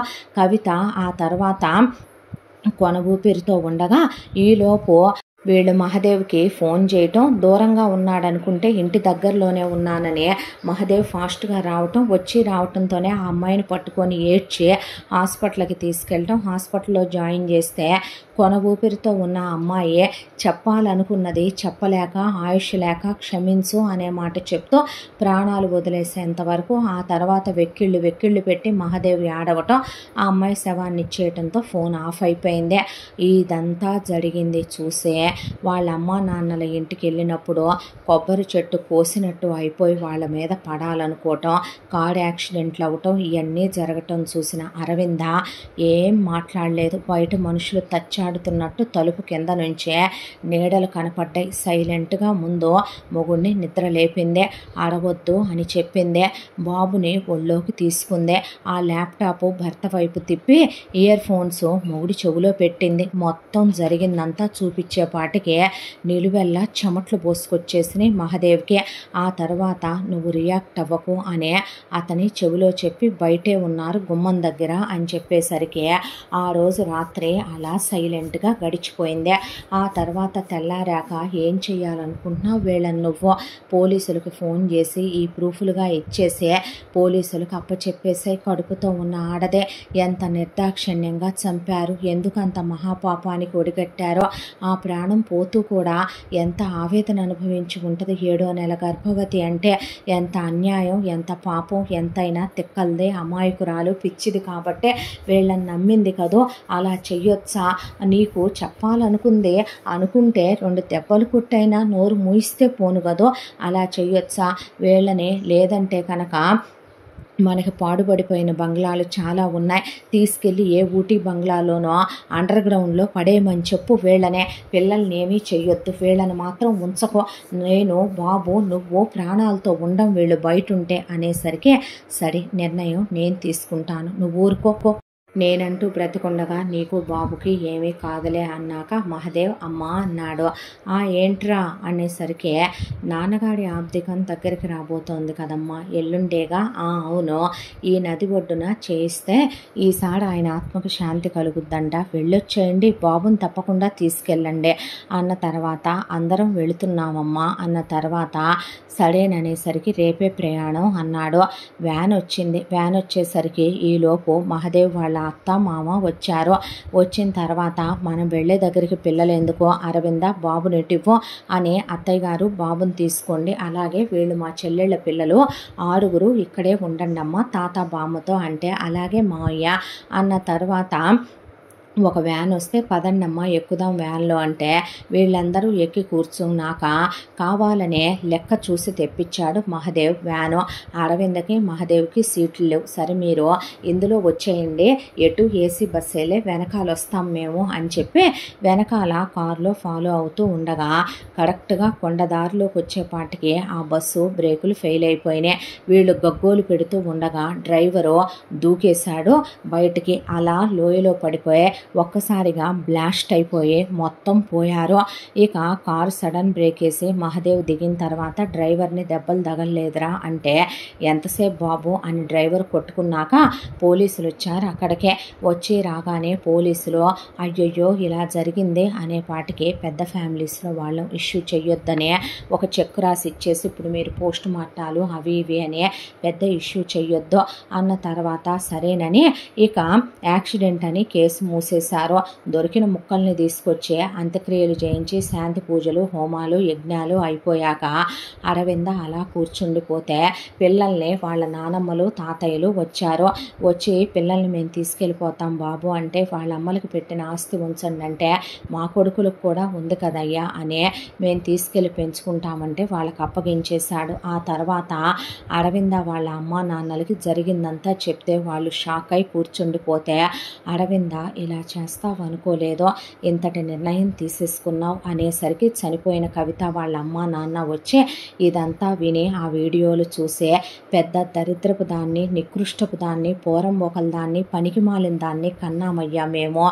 అవునులే అడుక్కు తినేదానికి ఆకాశంలో చందమామలాగా నువ్వు దొరికితే నా కూతురికి విలువ తెలియలేదో అనేసరికి చనిపోయిన కవిత నగలన్నీ ఇచ్చి ఇంకొక అమ్మాయికి పెళ్లి పెట్టుకున్నామని చెప్పటానికి వస్తే ఇవి ఇచ్చి చెయ్యండి మంచి సంబంధం అని చెప్పి వాళ్ళని పంపించేసిన తర్వాత ఇప్పటికైనా మాతో ఉంటారా అత్తయ్య, మాతో ఉంటారా మావయ్య అన్నాక ఉంటామయ్యా అన్నాక అరవింద బాధేసి చేశావా అని అడిగింది. లేదురా, రణశేషం రుణశేషం వ్రణశేషం శత్రుశేషం ఉంచకూడదంటారు.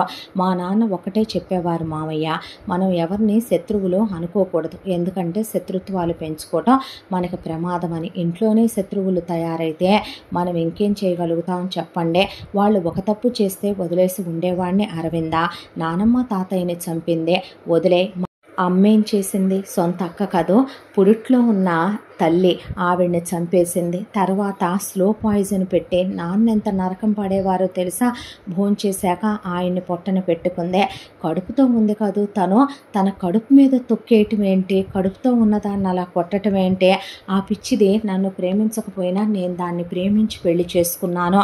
భారీగా అది పోయాక కూడా దానికి ఎంత గౌరవం ఇవ్వకపోతే దాని ఫోటో పెట్టి ఈ రోజుకి కూడా నేను దాని పేరు మీద దాన ధర్మాలు చేస్తూ, ఈ రోజుకి ఫౌండేషన్ నడిపిస్తూ, ఈ రోజుకి దాని పేరు మీద మంచి పనులు దాని ఆత్మశాంతి కోసం చేసి దాని పుట్టింటి వాళ్ళని నా వాళ్ళు అనుకున్నాను నేను.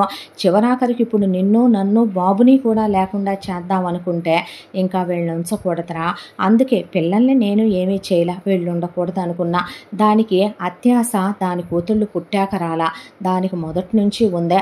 అలాంటి వాళ్ళని మనం ఉంచితే వాళ్ళల్లో ఒక్కళ్ళున్నా ప్రమాదమే, అందుకే తుడి చేయక తప్పలేదు అన్నాక కొంతకాలానికి అరవిందకి ఒక పాప పుట్టింది. ఆపరేషన్ అయిపోయింది. వాళ్ళు వ్యాపారాలు చూసుకుంటూ ఆ తర్వాత అరవింద వాళ్ళ అమ్మ నాన్న వీళ్ళకి తోడుగా ఉంటూ ఈ కథ సుఖాంతం అయ్యింది. ఇంతటితో ఈ కథ పూర్తి. మళ్ళీ మరొక మంచి కథతో కలుసుకుందాం. తప్పకుండా మన ఛానల్ని లైక్ చేయండి, షేర్ చేయండి, సబ్స్క్రైబ్ చేయండి, బెల్ ఐకాన్ క్లిక్ చేసి ఆల్ అనే బటన్ని ప్రెస్ చేయడం మర్చిపోకండి. ఇంత మంచి కథను మనకు అందించిన కథా రచయిత్రి సాయి లలిత గారు. మరో మంచి కథతో కలుసుకుందాం. Thank you so much.